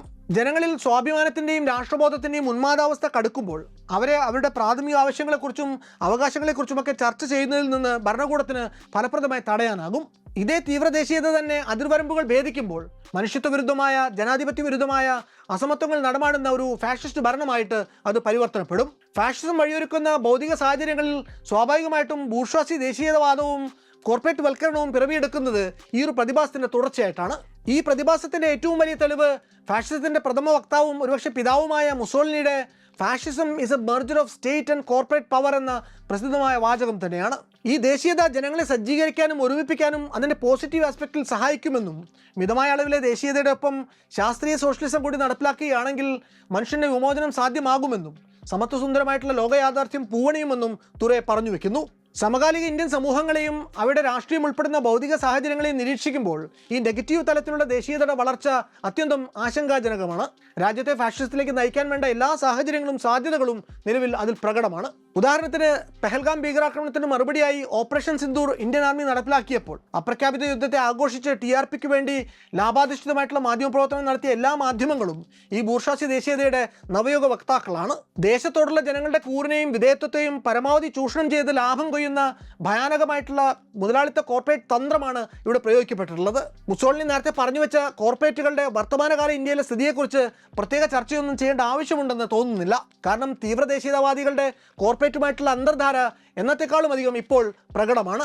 ഇന്ത്യൻ രാഷ്ട്രീയ സാഹചര്യത്തിലെ ഫാഷിസ്റ്റ് എലിമെന്റുകളെ മനസ്സിലാക്കാനുള്ള ഒരു ഉരകല്ല് ജേസൺ സ്റ്റാൻലി എഴുതിയ how fascism works the politics of us and them എന്ന പുസ്തകമാണ്. എഴുതപ്പെട്ടിട്ടുള്ളത് അമേരിക്കൻ കോണ്ടെക്സ്റ്റിലാണെങ്കിലും അത് അധികാരത്തിലേക്ക് എത്താൻ വേണ്ടി, അധികാരം തുടർച്ചയായി നിലനിർത്താൻ വേണ്ടി ഫാഷിസ്റ്റ് ശക്തികൾ പ്രയോഗിക്കുന്ന തന്ത്രങ്ങളെ ഇഴകീരി പരിശോധിക്കുന്ന ഒന്നാണ്. ഇതിനായി ഫാഷിസ്റ്റ് ശക്തികൾ സ്ഥിരമായി പ്രയോഗിക്കുന്ന 6 പ്രധാന തന്ത്രങ്ങളെ ഈ പുസ്തകം വിലയിരുത്തുന്നുണ്ട്. 1, രാജ്യത്തിൻ്റെ mythic past. 2, propaganda. 3, anti intellectualism. 4, creating a state of unreality. 5, ന്യൂനപക്ഷ സമുദായാംഗങ്ങളുടെ ഇരകളാണ് രാജ്യത്തെ ഭൂരിപക്ഷ സമുദായാംഗങ്ങൾ എന്ന പ്രതീതി മനഃപൂർവ്വം തന്നെ സൃഷ്ടിക്കുക. 6, ലോ ആൻഡ് ഓർഡർ പൊളിറ്റിക്സ്. ഇവ ഓരോന്നും ഒരല്പം കൂടി ആഴത്തിൽ നമുക്ക് പരിശോധിക്കാം. ഫാഷിസ്റ്റുകളുടെ എല്ലാ കാലത്തെയും പ്രിയപ്പെട്ട സംഗതികളിലൊന്ന് അവർ മുന്നോട്ട് വയ്ക്കുന്ന ഭൂതകാല കുളിരാണ്. 1922 നേപ്പിൾസിൽ ചേർന്ന ഫാഷിസ്റ്റ് കോൺഗ്രസിൽ നടത്തിയ പ്രസംഗത്തിൽ മുസോളിനി മിത്ത് നിർമ്മാണത്തെക്കുറിച്ച് പറയുന്നത്, നമ്മൾ നമ്മുടേതായിട്ടുള്ളൊരു മിത്ത് സൃഷ്ടിച്ചിട്ടുണ്ട്. മിത്തൊരു വിശ്വാസമാണ്, വികാരമാണ്. അത് യാഥാർത്ഥ്യത്തോട് ചേർന്ന് നിൽക്കണമെന്ന് നിർബന്ധമില്ല. നമ്മുടെ മിത്ത് നമ്മുടെ രാഷ്ട്രമാണ്. അത് നമ്മുടെ രാഷ്ട്രത്തിൻ്റെ മഹത്വമാണ്. ജനങ്ങൾക്ക് മുന്നിൽ നമ്മൾ യാഥാർത്ഥ്യം പോലെ അവതരിപ്പിക്കുന്ന ഈ മിത്തിനു മുന്നിൽ, അതിൻ്റെ മഹത്വത്തിനു മുന്നിൽ മറ്റെല്ലാത്തിനെയും നമ്മൾ വിധേയപ്പെടുത്തും എന്നാണ്. ഇനി ഇന്ത്യയുടെ കാര്യമെടുക്കുകയാണെങ്കിൽ, ഇന്ത്യ മഹത്തായ പാരമ്പര്യമുള്ള ഒരു ഗ്രേറ്റ് നേഷനാണ് എന്നൊക്കെ തുടങ്ങി വൈദേശിക സാമ്രാജ്യത്വ ശക്തികളുടെ അധിനിവേശങ്ങളും സ്വാതന്ത്ര്യം തൊട്ടിങ്ങോട്ട് നാടുഭരിച്ച ഗവൺമെൻറ്റുകളുടെ കെടുകാര്യസ്ഥതകളും കാരണം ക്ഷയിച്ച് നാറാണക്കലെടുത്തു പോയ നമ്മുടെ നാടിനെ വീണ്ടും ആ പഴയ നല്ല കാലത്തിൻ്റെ മേന്മയിലേക്ക് തിരികെ കൊണ്ടുപോകാം എന്നുള്ളതായിരിക്കും അവരുടെ വാഗ്ദാനങ്ങളിൽ ഏറ്റവും പ്രധാനപ്പെട്ടത്. അഖണ്ഡ ഭാരതം, അതായത് അവിഭജിതമായിട്ട് ഇന്ത്യൻ ഉപഭൂഖണ്ഡം മുഴുവൻ വ്യാപിച്ചു കടന്നിരുന്ന ഒരൊറ്റ സാമ്രാജ്യം, ലോകത്തിന് മുഴുവൻ അറിവിൻ്റെ വെളിച്ചം പകർന്നു കൊടുത്തിരുന്ന വിശ്വഗുരുവായിരുന്നു എന്നാണ്. നമുക്കേറെ ശ്രേഷ്ഠവും ഉദാത്തവുമായിട്ടുള്ളൊരു ഭൂതകാലം ഉണ്ടായിരുന്ന വേദകാലത്ത് വിമാനമുണ്ടായിരുന്നു, പ്ലാസ്റ്റിക് സർജറി ഉണ്ടായിരുന്നു എന്നതിൽ വരെ ചെന്നെത്തും. അടുത്ത ഇനം പ്രൊപ്പഗാൻഡയാണ്. അതിൽ ചരിത്രത്തിൻ്റെ പുനർവായന, പുനർനിർമ്മിതി ഇതൊക്കെയാണ് പതിവായിട്ട് സംഭവിക്കുക. ഇന്ത്യയിലെ ഹിന്ദുത്വ ശക്തികൾ അവരുടെ പ്രൊപ്പഗാൻഡയ്ക്ക് വേണ്ടി സൃഷ്ടിച്ചു വെച്ചിട്ടുള്ള പാരലൽ യൂണിവേഴ്സിറ്റിയാണ് 2018 സുപ്രസിദ്ധ ഹിന്ദി ജേർണലിസ്റ്റായിട്ടുള്ള രവീഷ് കുമാർ വാട്സപ്പ് യൂണിവേഴ്സിറ്റി എന്ന പരിഹാസ പദം കൊണ്ട് വിവക്ഷിക്കാൻ ശ്രമിച്ചിട്ടുള്ളത്. ഇന്ത്യയുടെ ദേശീയ പാഠപുസ്തക നിർണയ സമിതിയായ the National Council of Educational Research and Training അഥവാ NCERT 2014 മുതൽക്ക് ഇങ്ങോട്ട് നിരവധി തവണ പാഠപുസ്തകങ്ങളിലെ കോണ്ടന്റ് ഹിന്ദുത്വ ശക്തികളുടെ താല്പര്യങ്ങൾക്ക് അനുസൃതമായി മാറ്റിയിട്ടുണ്ട്. പ്രൊപ്പഗാൻഡയുടെ മറ്റൊരു വേർഷൻ നമ്മുടെ നാട്ടിലെ പല അനാചാരങ്ങളെയും സംസ്കാരത്തിൻ്റെ പുതപ്പണിയിച്ച് സാനിറ്റൈസ് ചെയ്യുക എന്നതാണ്. അതുപോലെ സമീപ ഭൂതകാലം വരെ ജാതിയുടെ പേരിൽ നമ്മുടെ രാജ്യത്ത് അരങ്ങേറിയിരുന്ന കൊടിയ നീചത്വങ്ങളെക്കുറിച്ചുള്ള പല അക്കാദമിക് പഠനങ്ങളെയും അവർ വെസ്റ്റേൺ പ്രൊപ്പഗാൻഡ എന്ന് പറഞ്ഞ് റദ്ദ് ചെയ്യാനും ശ്രമിക്കാറുണ്ട്. അതുപോലെ ആൻറ്റി ഇൻ്റലക്ച്വലിസമാണ് ഇന്ത്യൻ ഫാഷിസത്തിൻ്റെ മറ്റൊരു മുഖമുദ്ര. തങ്ങളുടെ പൊതുപ്രചാരണങ്ങളെ ഡീബങ്ക് ചെയ്യാൻ ശ്രമിക്കുന്ന എല്ലാ ഭൗതിക കേന്ദ്രങ്ങളുടെയും ആധികാരികത തകർക്കാൻ വേണ്ടി അവർ ബോധപൂർവ്വമുള്ള ശ്രമങ്ങൾ തന്നെ നടത്തും. അത് ഏറ്റവും നല്ല ഉദാഹരണമാണ് JNUവിനും ജാമ്യ മിലിയയ്ക്കും നേരെ നടന്നിട്ടുള്ള ആക്രമണങ്ങളും ദുഷ്പ്രചാരണങ്ങളും. അതുപോലെ തന്നെ തങ്ങളുടെ പ്രചാരണങ്ങളെ എതിർക്കുന്ന ബുദ്ധിജീവികളെ വളരെ പെട്ടെന്ന് തന്നെ anti national, urban naxal, andolan jeevi എന്നിങ്ങനെ നിരവധി ടാഗുകൾ ചാർത്തി നൽകി അവർ അപമാനിക്കും. അതുപോലെ റാഷണലിസ്റ്റുകളായിരുന്ന നരേന്ദ്ര ദബോൽക്കർ, ഗോവിന്ദ് ബൻസാരെ, MM കൽബുർഗി, ഗൗരി ലങ്കേഷ് എന്നിവരെ ഉന്മൂലനം ചെയ്തതും ഇതേ ഫാഷിസ്റ്റ് ശക്തികൾ തന്നെയാണ്. ഫാഷിസത്തിന്റെ അടുത്ത നടപടി ക്രിയേറ്റിംഗ് എ സെൻസ് ഓഫ് അൺറിയാലിറ്റിയാണ്. റീസെന്റ് ഡിബേറ്റിനെ അവർ എപ്പോഴും ഭയം കൊണ്ടും ക്രോധം കൊണ്ടും റീപ്ലേസ് ചെയ്യും. എന്തിലും ഒരു കോൺസ്പിരസി തിയറി ഇവർ സ്ഥാപിച്ചെടുക്കും. ഇതിനായി ഇവർക്ക് വേണ്ടി അഹോരാത്രം പ്രയത്നിച്ചുകൊണ്ട് ഗോദി മീഡിയ എപ്പോഴും കൂടെ ഉണ്ടാകും. അങ്ങനെ വരുമ്പോൾ ജന്തർ മന്ദിറിൽ ഒത്തുകൂടിയിരുന്നവരിൽ 90% വിദ്യാർത്ഥികളല്ലായിരുന്നു എന്നൊക്കെ അവർക്ക് വളരെ എളുപ്പത്തിൽ സ്ഥാപിച്ചെടുക്കാനാകും. ഈ സമരമെന്നല്ല, നമ്മുടെ നാട്ടിൽ ഭരണകൂടത്തിൻ്റെ നയങ്ങളെ വിമർശിച്ച് നടക്കുന്ന ഏതൊരു സമരവും, അതിന് ഫാർമേഴ്സ് പ്രൊട്ടസ്റ്റ് ആവട്ടെ മറ്റേതെങ്കിലും സമരമാവട്ടെ, അവരതിൽ വിദേശ ഗൂഢാലോചനയും സ്ഥാപിച്ചെടുക്കും. അതുപോലെ വിവിധ ജാതി മത വിഭാഗങ്ങളിൽപ്പെട്ട പൗരന്മാർ തമ്മിൽ നിലനിൽക്കുന്ന പരസ്പര ബഹുമാനത്തിൻ്റെയും വിശ്വാസത്തിൻ്റെയും ഒക്കെ അന്തരീക്ഷം ഫാഷിസ്റ്റ് ശക്തികൾ ആദ്യം തന്നെ തച്ചു തകർക്കാൻ ശ്രമിക്കും. ആത്യന്തികമായി ജനങ്ങൾക്ക് ആകെ വിശ്വാസമുള്ളത് രാജ്യത്തെ മുന്നിൽ നിന്ന് നയിക്കുന്നു എന്ന് അവകാശപ്പെടുന്ന ഒരേ ഒരു നേതാവിനെ മാത്രമാകും. പിന്നീടുള്ളത് ന്യൂനപക്ഷത്തിന്റെ സാമ്പത്തികമോ വിദ്യാഭ്യാസപരമായിട്ടുള്ള പുരോഗതി ഭൂരിപക്ഷത്തിന്റെ ഇരയാക്കപ്പെടലായി മാറും എന്നുള്ളതാണ്. അങ്ങനെ വരുമ്പോഴാണ് ഹിന്ദു ഖത്രേ മേ ഹേ മേ മുസൽമാനോ സെ ഡർത്താ ഹൂ പോലെയുള്ള പറച്ചിലുകളും മുസ്ലിങ്ങൾ ജനസംഖ്യ വർദ്ധിപ്പിച്ച് ഡെമോഗ്രാഫിക്സ് അട്ടിമറിക്കാൻ ശ്രമിക്കുകയാണ് പോലുള്ള ആരോപണങ്ങളുമൊക്കെ ഉണ്ടായി വരുന്നത്. ഏറ്റവും ഒടുവിലത്തെ ലക്ഷണമാണ് ഒരു പ്രത്യേക വിഭാഗത്തിന്റെ അപരവൽക്കരണം. ഉദാഹരണത്തിന് വളരെ എളുപ്പത്തിൽ ഈ ഫാഷിസ്റ്റ് ശക്തികൾ സമൂഹത്തിൽ അവരും നമ്മളും എന്നുള്ള വേർതിരിവ് ഉണ്ടാക്കിയെടുക്കും. ന്യൂനപക്ഷത്തുള്ള ഒരാൾ ഏതെങ്കിലും ഒരു കേസിൽ കുറ്റാരോപിതനാവുകയാണെങ്കിൽ അയാളുടെ വീട് ഭൂരിപക്ഷ പാർട്ടിയുടെ നേതാവ് ഭരണത്തിലിരിക്കുമ്പോൾ അടുത്ത ദിവസം തന്നെ ബുൾഡോസർ കൊണ്ട് നിരത്തപ്പെടും. ന്യൂനപക്ഷക്കാർ ബലാത്സംഗ കേസുകളിൽ പ്രതികളാണെന്ന് സംശയിക്കപ്പെട്ടാൽ വിചാരണ പോലും കൂടാതെ എൻകൗണ്ടറിൽ കൊല്ലപ്പെടും. ഇനി അഥവാ പിടികൂടി വിചാരണ തടവിലിടുകയാണെങ്കിൽ അവർക്ക് ജാമ്യം നിഷേധിക്കപ്പെടും. അങ്ങനെ പോകും കാര്യങ്ങൾ. ലോ ആൻഡ് ഓർഡറിന്റെ കൺട്രോൾ ഭരണത്തിലൂടെ കയ്യിലുണ്ടെങ്കിൽ അവരൊറ്റ വലത്തിൽ അസ് ആൻഡ് ദം എന്നുള്ള വേർതിരിവ് മനഃപൂർവ്വമുള്ള തുടർച്ചയായ ഇത്തരം നടപടികളിലൂടെ വളരെ എളുപ്പത്തിൽ സാധിച്ചെടുക്കും. വൈരുദ്ധ്യങ്ങൾ അരങ്ങുവാഴുന്ന ഒരു വിചിത്ര ഭൂമിയാണ് ഇന്ത്യ. ഭാരതീയരെ ഒന്നടങ്കം ബ്രിട്ടീഷ് അടിമത്തത്തിൽ നിന്ന് മോചിപ്പിക്കാനും നമ്മുടെ നാട്ടിൽ സമാധാനം പുലർന്നു കാണാനും ഹിന്ദു മുസ്ലിം ക്രിസ്ത്യൻ ഭേദമന്യേ ഇന്ത്യക്കാരെല്ലാവരും സാഹോദര്യത്തോടെ ഈ മണ്ണിൽ കഴിഞ്ഞുകൂടാനുമൊക്കെ ആഗ്രഹിച്ച ഒരു പുണ്യാത്മാവായിരുന്ന മഹാത്മാഗാന്ധിക്കും ആ ദുർബല ശരീരൻ്റെ നെഞ്ചുംകൂട്ടിലേക്ക് തൻ്റെ ഇറക്കുമതി ചെയ്ത ഇറ്റാലിയൻ ബെരറ്റ പിസ്റ്റളിൽ നിന്ന് 3 വെടിയുണ്ടകൾ പായിച്ച് അദ്ദേഹത്തെ കൊന്നുകളഞ്ഞ നാഥുറാം വിനായക് ഗോഡ്സെ എന്ന മതഭ്രാന്തനും ഒരുപോലെ ആരാധകരുണ്ട് ഈ നാട്ടിൽ. സച്ചിദാനന്ദൻ എഡിറ്റ് ചെയ്ത ഇന്ത്യ ഫാഷിസത്തിലേക്ക് എന്ന പുസ്തകത്തിൽ ബി രാജീവൻ എഴുതിയ ഒരു ലേഖനത്തിലെ ചില പ്രസക്ത ഭാഗങ്ങൾ ഉദ്ധരിച്ചുകൊണ്ട് നമുക്ക് വല്ലാത്തൊരു കഥയുടെ ഈ ലക്കം ഉപസംഹരിക്കാം എന്ന് തോന്നുന്നു. ഒരു തികഞ്ഞ ഹിന്ദുമത വിശ്വാസി ആയിരുന്നിട്ടും നാഥുറാം ഗോഡ്സെയുടെ ചിതാഭസ്മം ഇതുവരെയും മതാചാരപ്രകാരം ഗംഗയിൽ ഒഴുക്കിയിട്ടില്ല. ഗോഡ്സെയുടെ മരണപത്ര പ്രകാരം ആ ചിതാഭസ്മം ഇന്നും അയാളുടെ അടുത്ത അനുയായികൾ കാത്തുസൂക്ഷിച്ചു പോരുന്നു എന്നാണ് അറിവ്.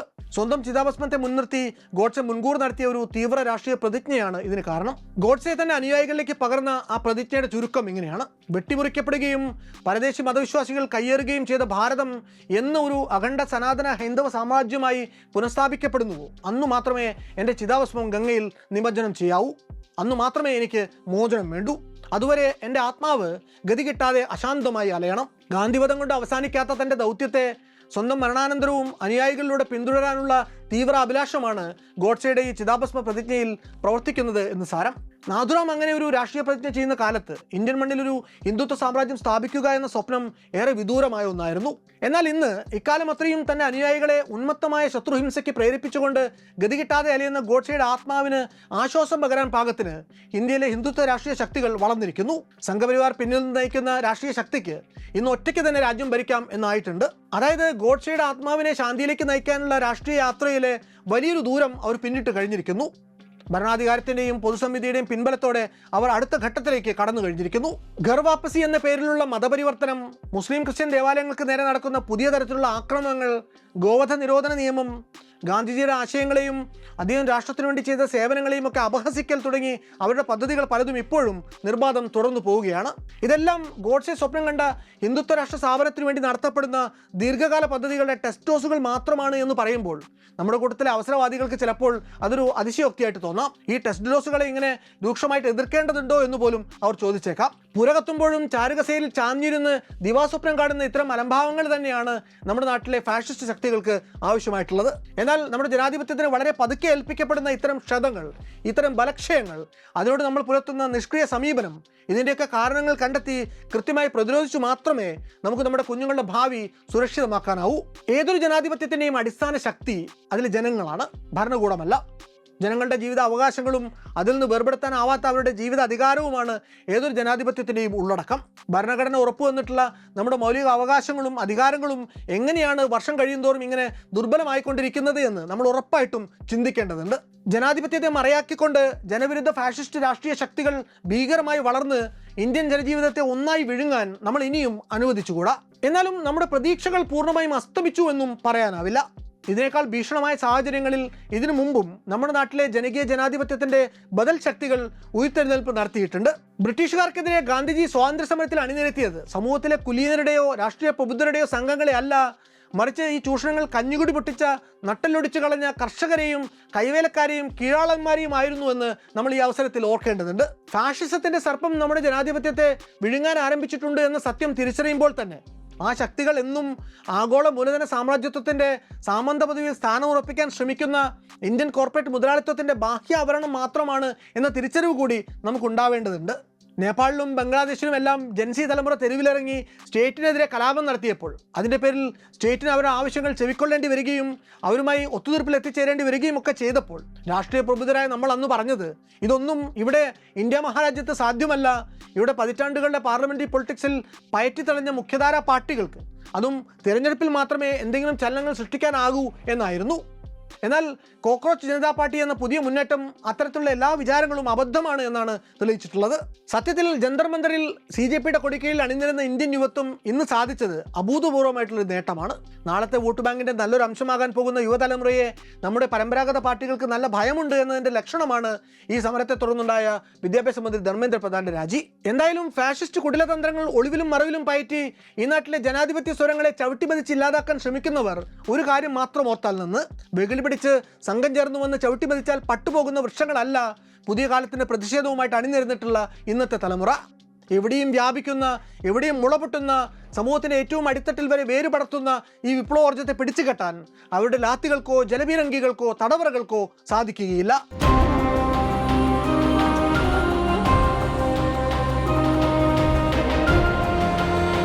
മറ്റൊരു വല്ലാത്ത കഥയുമായി ഇനി വരാം.